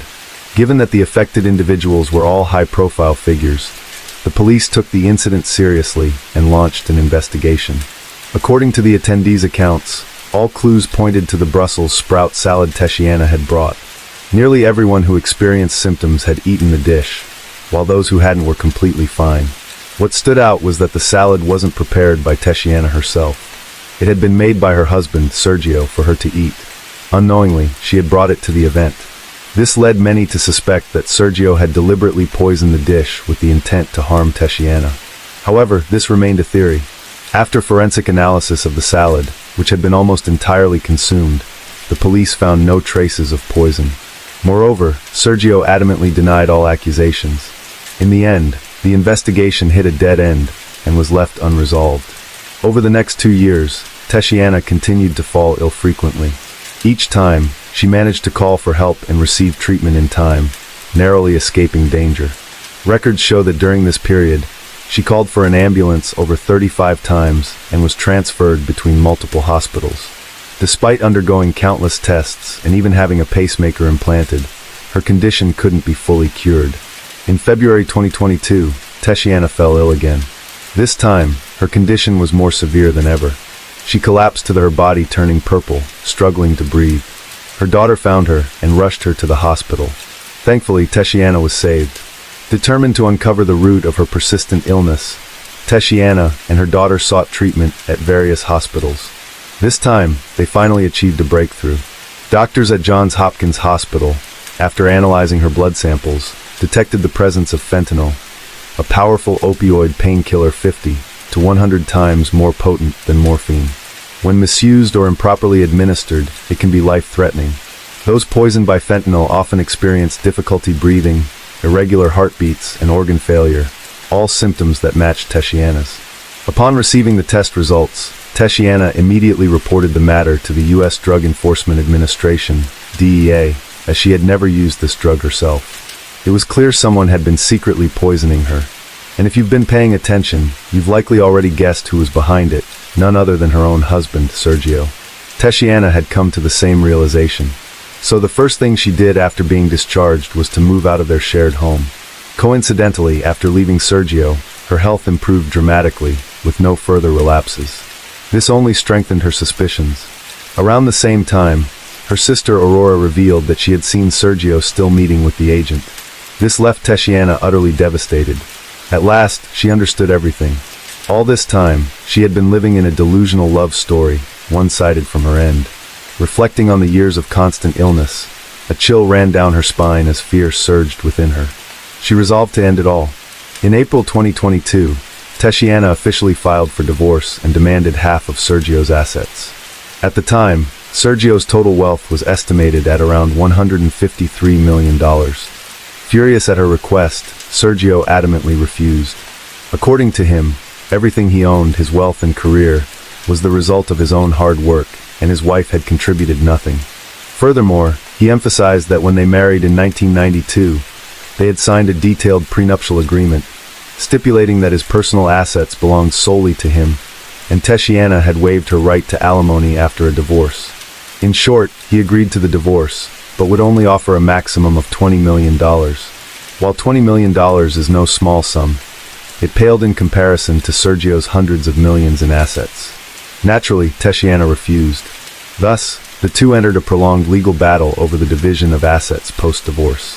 At first, Tatiana thought this was just a typical divorce case among the wealthy, primarily a dispute over who would get more money, but she could never have imagined how far money could drive a person to madness and cruelty. On July 2nd, 2022, 3 months after Tatiana filed for divorce, the nightmare truly began. At 3:26 a.m., a fire broke out at the home of Aurora, Tatiana's sister, in Dade County. 2 vehicles, a Chevrolet and a Dodge Ram, were completely engulfed in flames. Surveillance footage captured a man in a hoodie sneaking into the yard at night, dousing the cars with gasoline. After setting them ablaze, the man fled the scene. Aurora immediately suspected Sergio was behind the incident. After all, she had no enemies, and the only person she had ever clashed with was Sergio, because she staunchly supported her sister's divorce and had personally witnessed Sergio with other women, informing Tatiana of his infidelity. Sergio was the only one with a motive. However, due to the poor quality of the surveillance footage that night and the man's deliberate effort to conceal his face, the police couldn't identify the suspect. In the early hours of August 12, 2023, at 3:34 a.m., another man stealthily entered Aurora's yard, carrying a can of gasoline, and set fire to her remaining car. But, just like the previous incident, the police were unable to apprehend the culprit. On August 30th, shortly after attending a divorce hearing, Tatiana returned to her new home in Pinecrest, a suburb of Miami. As she pulled into her driveway at 4:12 p.m., a small pickup truck, which had been waiting nearby, suddenly started its engine and barreled straight toward her. It seemed the driver wasn't skilled, as the collision wasn't forceful enough to be life-threatening, allowing Tatiana to narrowly escape harm. After the incident, she called Sergio to ask if he was involved. Sergio feigned innocence, claiming he knew nothing about it. He even insisted he was a victim himself. His BMW had been torched, his house had been shot at, and he had received threatening calls pressuring him to finalize the divorce quickly. Tatiana felt nothing but frustration hearing this. Deep down, she was convinced these were all orchestrated ploys by Sergio to force her into signing the divorce papers. But she had no idea that even more horrifying events were yet to come. On June 23, 2024, as Tatiana drove home from a church ceremony, she was unaware that an armed man was lying in wait in her yard. Spotting her car approaching, the man, wielding a gun, rushed out to block her path. In a panic, Tatiana blared her horn frantically, while flooring the gas pedal to swerve into the backyard. She didn't care if her car scraped against trees or the fence. Her only focus was escaping danger. The gunman gave chase but couldn't keep up. He then circled to the front of the house, attempting to cut off her vehicle. At that moment, Tatiana's 26-year-old daughter was inside the house. Hearing the incessant honking outside, she rushed out to check and came face to face with the armed man. He pressed the gun to her head, but didn't pull the trigger, instead ordering her to go back inside and stay out of it. Clearly, his target wasn't the girl. Terrified, she ran back into the house and called 911 to report the incident. In the frantic call, she told the police that the attacker was targeting her mother, and her mother's life was in danger. Fortunately, after failing to carry out his plan, the man quickly fled, and Tatiana narrowly escaped death once again. Notably, the very next day was another scheduled divorce hearing, making the motive behind the attack glaringly obvious. The following day, the Federal Bureau of Investigation (FBI) conducted a surprise raid on Sergio's luxurious mansion in Coral Gables, seizing his phone, computer, and other electronic devices. Yet, despite the unexpected investigation, Sergio didn't seem the least bit surprised. This indirectly suggested he may have been aware of everything, and was likely the mastermind behind it all. When questioned by the police, he adamantly denied any involvement, insisting he had never intended to harm his wife. With insufficient concrete evidence, and given Sergio's influential status, the police couldn't take immediate action against him. The police continued investigating the earlier arson incidents, the car accident, and the armed attack. Eventually, they arrested 8 suspects, including a man named Bevins, a professional criminal with a prior record. Bevins had previously served time for attempted murder and armed robbery. Though he wasn't the one who broke into Tiziana's home, he was linked to the shooting incident. Initially, he refused to cooperate, but as the police tightened their grip, he realized there was no escape. To reduce his sentence, he agreed to work with the authorities. He revealed that he had been recruited by a man named Viller, someone he had met in prison, and the person giving orders to Viller was very likely Sergio himself. To assist the police, Bevins deliberately called Viller to elicit a confession. Based on this crucial lead, the police quickly obtained an arrest warrant. At 6 a.m. on July 16, 2024, dozens of FBI agents and SWAT officers mobilized, deploying armored vehicles to Sergio's opulent mansion. The operation was meticulously planned. One team of officers secured the yacht behind the house to prevent Sergio from escaping by water, while another team positioned themselves at the front, using a loudspeaker to demand his surrender. Every 15 minutes, the police fired a flashbang grenade to apply pressure, but despite hours of standoff, the mansion's front door remained shut, and Sergio never appeared. Around 10 a.m., with the situation still at a deadlock, a single gunshot echoed from inside the house. The FBI immediately sensed something was terribly wrong. Unsure if anyone else was inside, they swiftly broke through a window to enter. After a thorough sweep, the police found Sergio collapsed on the bedroom floor, a gun still in his hand, showing no signs of life. It's hard to imagine that a 67-year-old billionaire, who once dominated Florida's business scene, would end his life this way. But even with Sergio's death, the investigation didn't stop. In total, the police arrested 9 suspects linked to the case. All 9 were charged with the attempted murder of Tatiana. If convicted, they could face up to life in prison. In the subsequent investigation, as expected, the mastermind behind the plot was none other than Sergio. Bevins told the FBI that Sergio's motive was to avoid the divorce and the loss of half his fortune. Tatiana had refused the $20 million settlement he offered, so after his poisoning attempts failed, he devised an even more sinister plan. The federal prosecutor for the Southern District of Florida, after compiling all the evidence, stated, based on Tatiana's numerous hospitalizations over the years, the police believe she was poisoned multiple times. Miraculously, she survived each attempt. However, after moving out, the situation didn't de-escalate. Sergio only grew more unhinged. He first turned to Bennett, a worker on his yacht, instructing him to stalk, threaten, and continue poisoning his wife to force her into accepting the divorce terms. Eventually, he even ordered her elimination. Bennett hired 3 accomplices, initially planning to use poison, but for some reason, they abandoned that approach. They then resorted to arson and staged a car accident, but all attempts failed. To cover his tracks and mislead the police, Sergio orchestrated the burning of his own car on September 7, 2023, ordered a shooting at his own home, and provided false statements to investigators. Under intense police pursuit, Bennett and 4 accomplices were arrested one by one. When the assassination attempts failed, Sergio recruited another group, this time turning to Viller. Viller, a notorious criminal, immediately sought out Bevins after taking the job, asking him to recruit more accomplices. Viller relayed orders to Bevins multiple times, with the final instruction being to eliminate Tatiana before June 24, 2024, to ensure she couldn't attend the next divorce hearing. Sergio paid Bevins a total of $75,000 in 2 installments.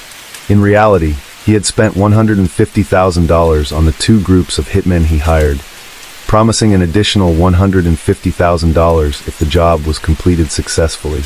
According to the police's final confirmation, Tatiana had narrowly escaped death at least 9 times. She was utterly terrified after everything she had endured, while her sister, Aurora, was both shocked and in disbelief at Sergio's actions. Throughout the ordeal, Sergio had been extremely cautious.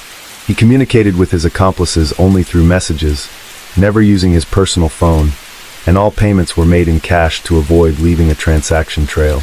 As a result, aside from Bennett and Viller, who were directly involved, the police couldn't find clear evidence against him, but that no longer mattered. His death brought everything to a close, making his crimes vanish like smoke. He was never formally charged, meaning that, in the eyes of the law, he was never a criminal. Since Sergio died while still legally married to Tatiana, in theory, his entire estate would pass to her and their children. However, the inheritance process was far from smooth. Sergio, a calculating man, had prepared a backup plan after his repeated attempts to eliminate his wife failed. He transferred a portion of the company's assets to his brother, Carlos. He also drafted a will stating that, if he died, all his assets would go to Carlos. Moreover, he secretly transferred Tatiana's shares in the company without her knowledge. This was a cunning move, as a will typically holds the highest legal authority. If everything went according to the will, Tatiana would be left with almost nothing. But this would only happen if the will was deemed legally valid. On August 9, 2024, at a Miami court, Tatiana's lawyer played a trump card, arguing that Sergio suffered from severe paranoia and mental health issues, rendering his will invalid and the prior asset transfers illegal. Although the lawyer couldn't provide conclusive evidence, given Sergio's history of plotting to kill his wife, the judge agreed with the argument and temporarily blocked Carlos from inheriting the estate. Tatiana also revealed that the prenuptial agreement she signed with Sergio in 1992 was coerced. The document spanned dozens of pages, and she was unaware of its full contents. At the time, Sergio had told her, "If you don't sign this agreement, the wedding tomorrow will be cancelled." To avoid worrying her family and friends, she felt forced to sign. If this were true, the prenuptial agreement would hold no legal weight. However, what the circumstances were back then, no one can say for certain now. Sergio's true wealth has always been a topic of public fascination. Since Tatiana also held shares in the company, combined with premarital assets, marital assets, trust funds, insurance, real estate, and the yacht, determining an exact value is incredibly complex. Some sources estimate that in 2024, his total estate was worth over $300 million, while other records listed at $153 million. Whether it's over $100 million or over $300 million, it's still an astronomical sum that most people can't even fathom. As of now, the fate of this fortune remains undecided. However, barring any surprises, the majority of the estate is likely to be inherited by Tatiana and her children. Currently, Tatiana has officially taken over Century Residential Construction Group, becoming the company's acting female CEO. Reflecting on this tragedy, Sergio built his empire from nothing, turning it into a powerhouse. He was an incredibly intelligent man with a sharp business mind. Yet, when faced with the prospect of divorce, his actions were extreme and irrationally perplexing. Clearly, he was the one who erred first, by cheating, and should have anticipated the consequences of asset division in a divorce. Moreover, even if the divorce had proceeded peacefully under Florida law, combined with his premarital assets, he would have retained over 50% of the total estate, remaining a billionaire. There's no denying that Sergio had an intense desire to control his wealth. This extreme need for control propelled him to success in business, but it also stripped him of his humanity and rationality, ultimately leading to a downfall where he lost both his life and his fortune. Case 5. In 2019, a young man with long, flowing hair and a distinctly hippie vibe approached Musk. The moment he opened his mouth, he dropped a bombshell that left everyone in the room stunned. "I hear you're planning to send humans to Mars. Let me handle the entire infrastructure for that project.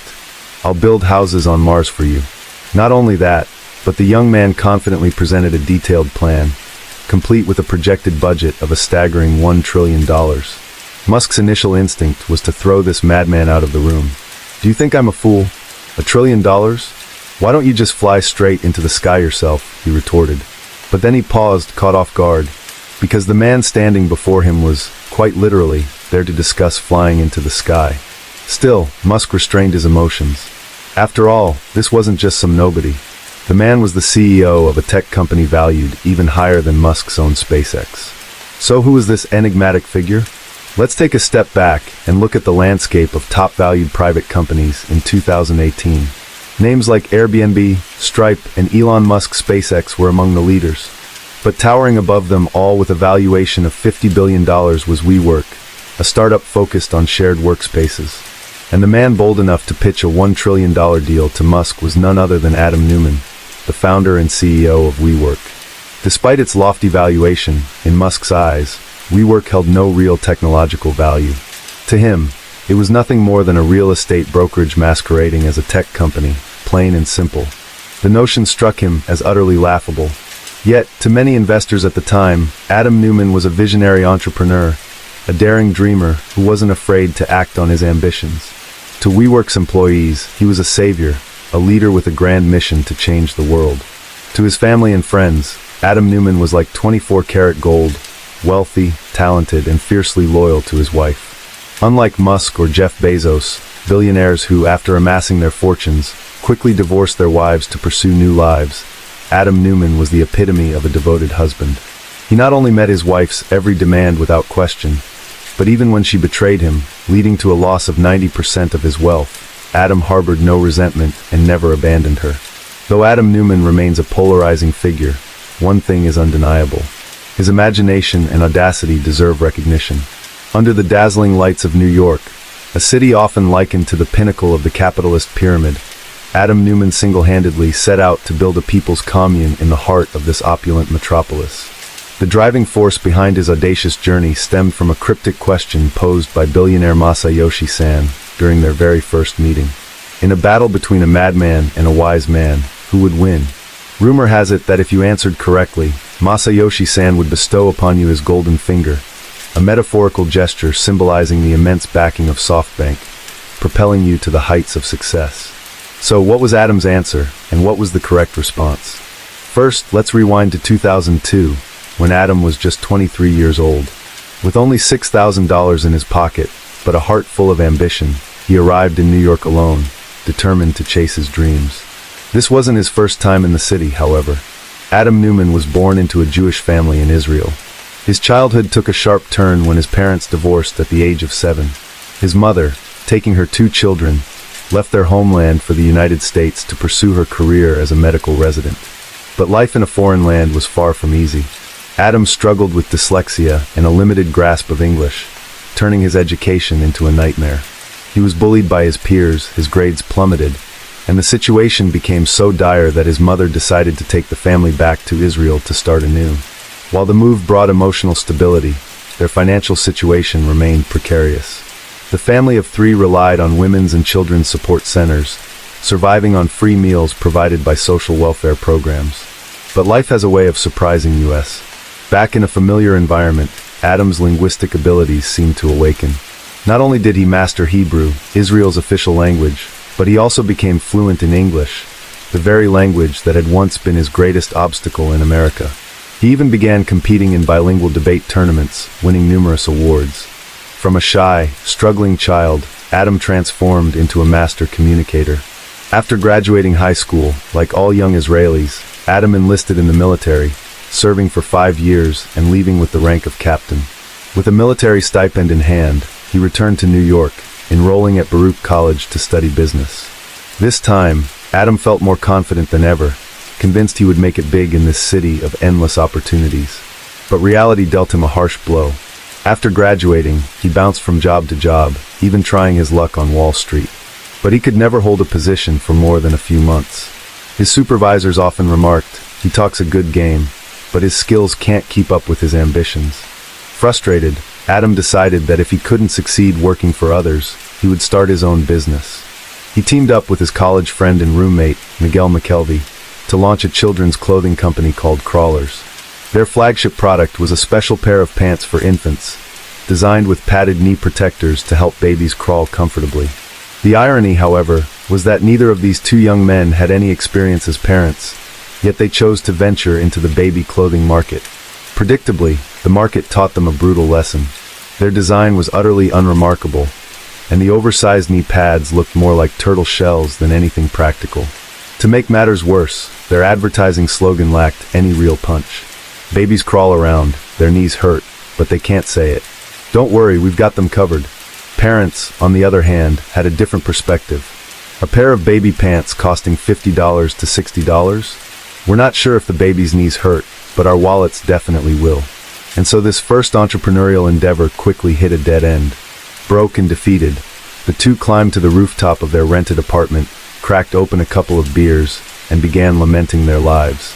After downing a few cans, Miguel started reminiscing about his childhood, growing up in a small town in Oregon, a place often considered a cradle of hippie culture. He never knew his biological father, only that he was raised by 5 women. That unconventional family, despite its quirks, gave him the happiest days of his life. They all lived under one roof, with no concept of personal property. Everything was shared. The money they earned went into a tin box, and anyone who needed it could take what they required. They ate together, slept together, and raised the children collectively, much like an idealized communist community. Listening to Miguel's story, Adam felt a wave of nostalgia. When he first graduated, he had dreamed of making enough money to buy a house and build an empire. But looking back, his happiest moments were the carefree days spent crammed in a dorm with friends, chatting, and playing games late into the night. Then, a spark ignited in Adam's mind. Who says those happy days can't come back? We can absolutely tweak the concept, blending a communal model into a work environment, making it both fun and profitable. Inspired by the shared bike model, he came up with the concept of a shared office space. In a single building, different companies could work in a communal area, supporting each other while efficiently utilizing resources.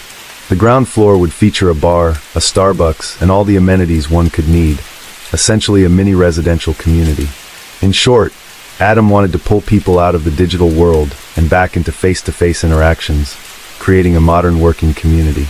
After this grandiose brainstorming session, a gust of night air swept through, sobering them up as the alcohol wore off. They suddenly realized the idea was great, but where would the money come from? Having just failed in their last business venture, they were barely scraping by for food. How could they possibly fund a new startup? A few days later, Adam approached their landlord. With his silver tongue, he managed to convince the landlord to lease them an entire floor on an installment plan.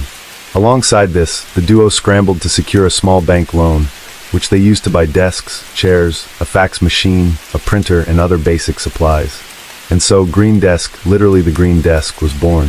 At the time, the United States was just emerging from the financial crisis. Those who had endured unemployment and struggled to find work had lost faith in large corporations, turning instead to entrepreneurship. However, these micro-businesses often lacked the funds to afford expensive office spaces in New York. It was at this precise moment that Adam's Green Desk seized the advantage with its pricing model. Not only did they offer monthly leases, but they also provided even shorter-term options, down to just a few weeks. Adam took flexibility a step further by renting out individual desks. For just $50 a month, clients could secure a spot in a professional office building, complete with the prestige needed to meet clients and host meetings. Beyond that, they enjoyed perks like free coffee and an in-house bar. For startups, this was nothing short of paradise. Thanks to this model, within a short time, the entire building was fully occupied, allowing Adam and Miguel to earn their first profits as middlemen leasing office space. Riding this wave of success, they even roped their landlord into a partnership, expanding to more shared office buildings in the surrounding area.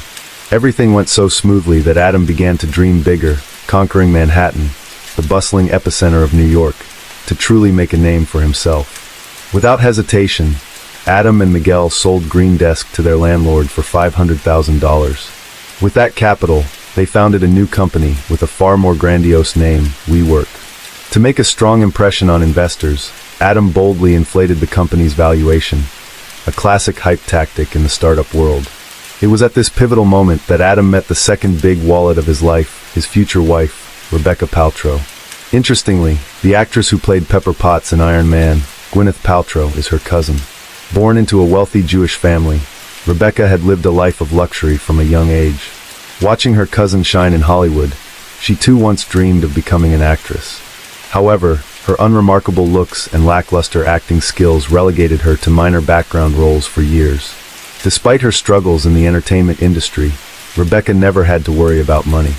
She studied business in college but found it uninspiring, switching midway to Buddhist studies. After graduating, her family arranged a job for her on Wall Street, hoping she'd gain experience before taking over the family business. But just 3 weeks into the role, Rebecca declared she was too exhausted and quit. In the end, she settled for a temporary gig as a yoga instructor at a fitness center. It was at a party that she met Adam. Upon realizing Rebecca was a true baifu-mei, a Chinese term for a wealthy fair-skinned beauty, Adam launched into a relentless pursuit. Not long after, the two were planning their wedding. To win over this heiress, Adam knew he had to polish his image to perfection. When founding WeWork, he didn't hesitate to hype the company's value to an astronomical figure. That inflated valuation was like a glittering layer of gold wrapped around the company. But Rebecca's father, a seasoned businessman with years of experience, saw right through the ploy. Still, his beloved daughter was determined to marry Adam, so he kept his thoughts to himself, offering only a knowing smile. Not only that, but on their wedding day, he generously gifted the young couple a lavish dowry, $1 million in cash. Marrying into a wealthy family, Adam truly reached the pinnacle of his life. With his father-in-law's backing, WeWork rapidly expanded across New York, securing one contract after another and growing at a breathtaking pace. In return for this support, Adam tirelessly helped his wife chase her acting dreams. But perhaps Rebecca was never meant for the entertainment world. After repeated failures, she reluctantly gave up her aspirations of stardom, settling into the role of a full-time homemaker. Still, she didn't shy away from embracing the life of a wealthy socialite, eventually giving Adam 6 children. As an heiress born with a silver spoon, Rebecca was determined that her children would enjoy the same luxurious upbringing she had. Each child was to have 2 personal nannies, grow up with their own private villa, and most importantly, achieve financial independence from the moment they were born. With 12 nannies, 6 villas, and trust funds worth millions of dollars for each child, even a billionaire like Bill Gates might have raised an eyebrow at such demands. But Adam, utterly devoted to his wife, agreed without a second thought. In fact, he went further, declaring, "We can't wait until the kids are grown to buy houses. We need to start now." Easier said than done. Where would the money come from? While WeWork was doing well, the shared office model lacked any significant technological barriers to entry. It didn't take long for it to become flooded with imitators. These copycat companies couldn't match WeWork's amenities or brand, but they offered a compelling advantage: much lower rental prices. For cash-strapped startups, choosing a workspace that cost a few $100s less per month was an obvious consideration. As WeWork expanded its market share to 30%, the company began to hit a wall. Fierce competition eroded profits, and losses started piling up at an alarming rate. Investors, growing increasingly impatient, repeatedly threatened to pull their funding. During one heated argument with an investor, Adam overheard a frustrated outburst. "Do you think everyone is as rich as SoftBank?" The mention of SoftBank immediately caught Adam's attention. He opened his laptop and began searching. The first name that popped up was Masayoshi Son, the Japanese investment mogul. After reading about the billionaire's string of spectacularly successful deals, Adam had an epiphany. This was the golden goose he needed to pursue. Without wasting a moment, Adam booked a flight to India, where Masayoshi Son was attending a conference. On the plane, he immersed himself in research about the billionaire he was about to meet. Masayoshi Son, a man of Korean descent raised in Japan, had faced significant discrimination due to his background. Seizing on this, Adam cleverly leveraged his own childhood story. A Jewish child growing up between the United States and Israel, constantly navigating 2 vastly different cultures to make an impression on Masayoshi. He recounted his tale with such raw emotion that even he found himself on the verge of tears. But Masayoshi Son remained unmoved. As a veteran in the investment world, he heard countless startup pitches every day, ranging from tragic to legendary, from heartwarming to thrilling, spanning every genre imaginable. But he wasn't a philanthropist. He was a businessman, and his sole goal was to make money. After years in the cutthroat world of finance, he had forged a heart of steel, impervious to even the most dazzling stories. Yet this time, seeing a young man who had chased him halfway across the globe for a chance, Masayoshi maintained his courtesy and posed a single question. In a battle between a madman and a wise man, who would win? Adam paused for a few seconds, then answered with unwavering conviction, the madman. As he spoke, his eyes blazed with fiery passion. For a fleeting moment, Masayoshi Son seemed to freeze. That look, that fire, he had seen it before. Many years ago, another young man had carried the same intensity in his gaze. Back then, that young man was a penniless entrepreneur with nothing to his name. But with that same resolute look, he had convinced Masayoshi to invest $20 million in his company. 20 years later, that investment had ballooned to $150 billion, a staggering 7,500-fold return. That young man was none other than Jack Ma. The memory stirred something in Masayoshi Son. Could it be that the young man standing before him now was the next Jack Ma? For months later, Masayoshi Son flew to New York to see WeWork for himself. What he encountered was a company brimming with vitality.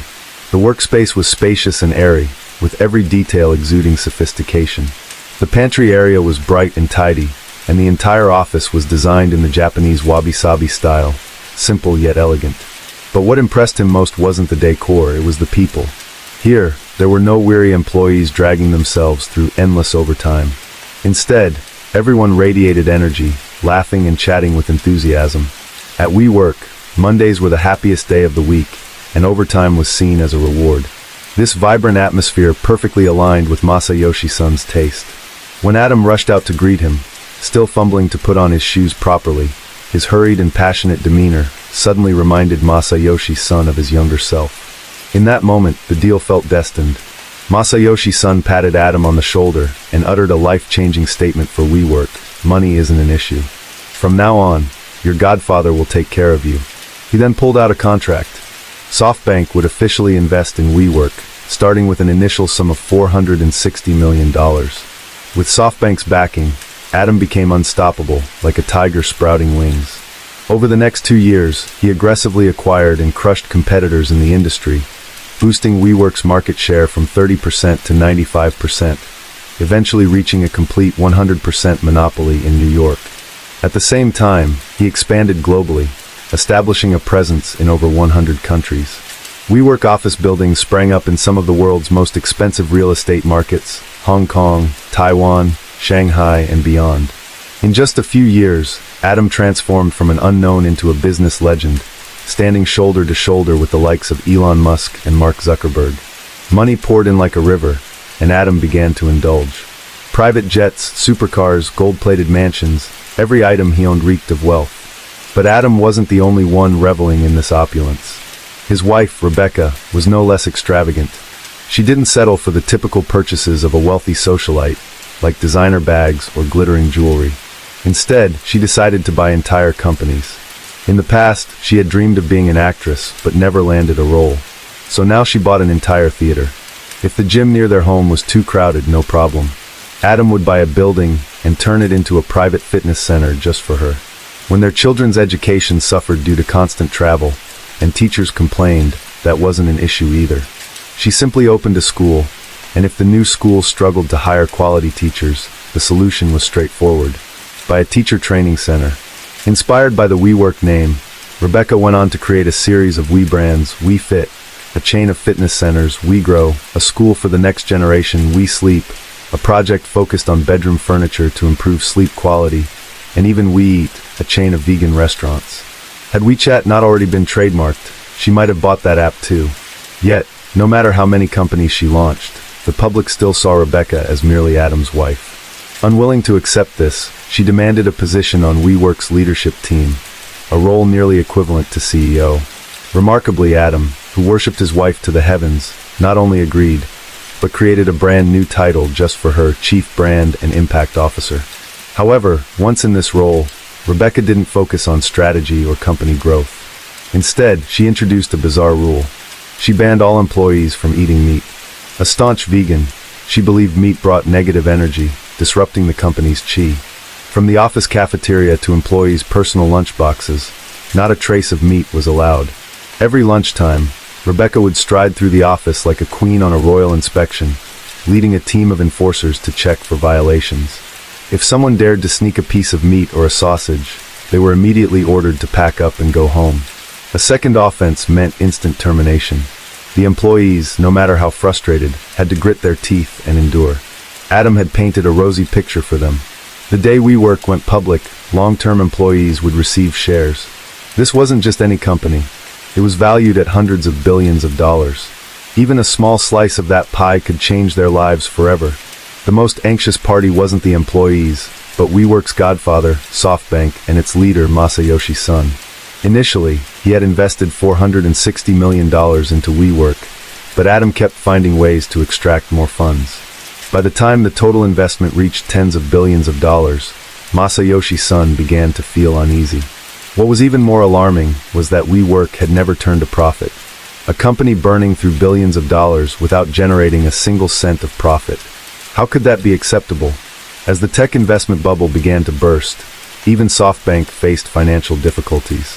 At this point, Masayoshi-san could no longer pour endless money into Adam's venture. He demanded that Adam seek funding from another group of investors, such as the oil tycoons from Abu Dhabi. If Masayoshi-san was Adam's godfather, these Arab billionaires were his grandfathers. But for reasons unknown, Adam managed to offend even these deep-pocketed patrons. At a crucial meeting, he brazenly stood them up.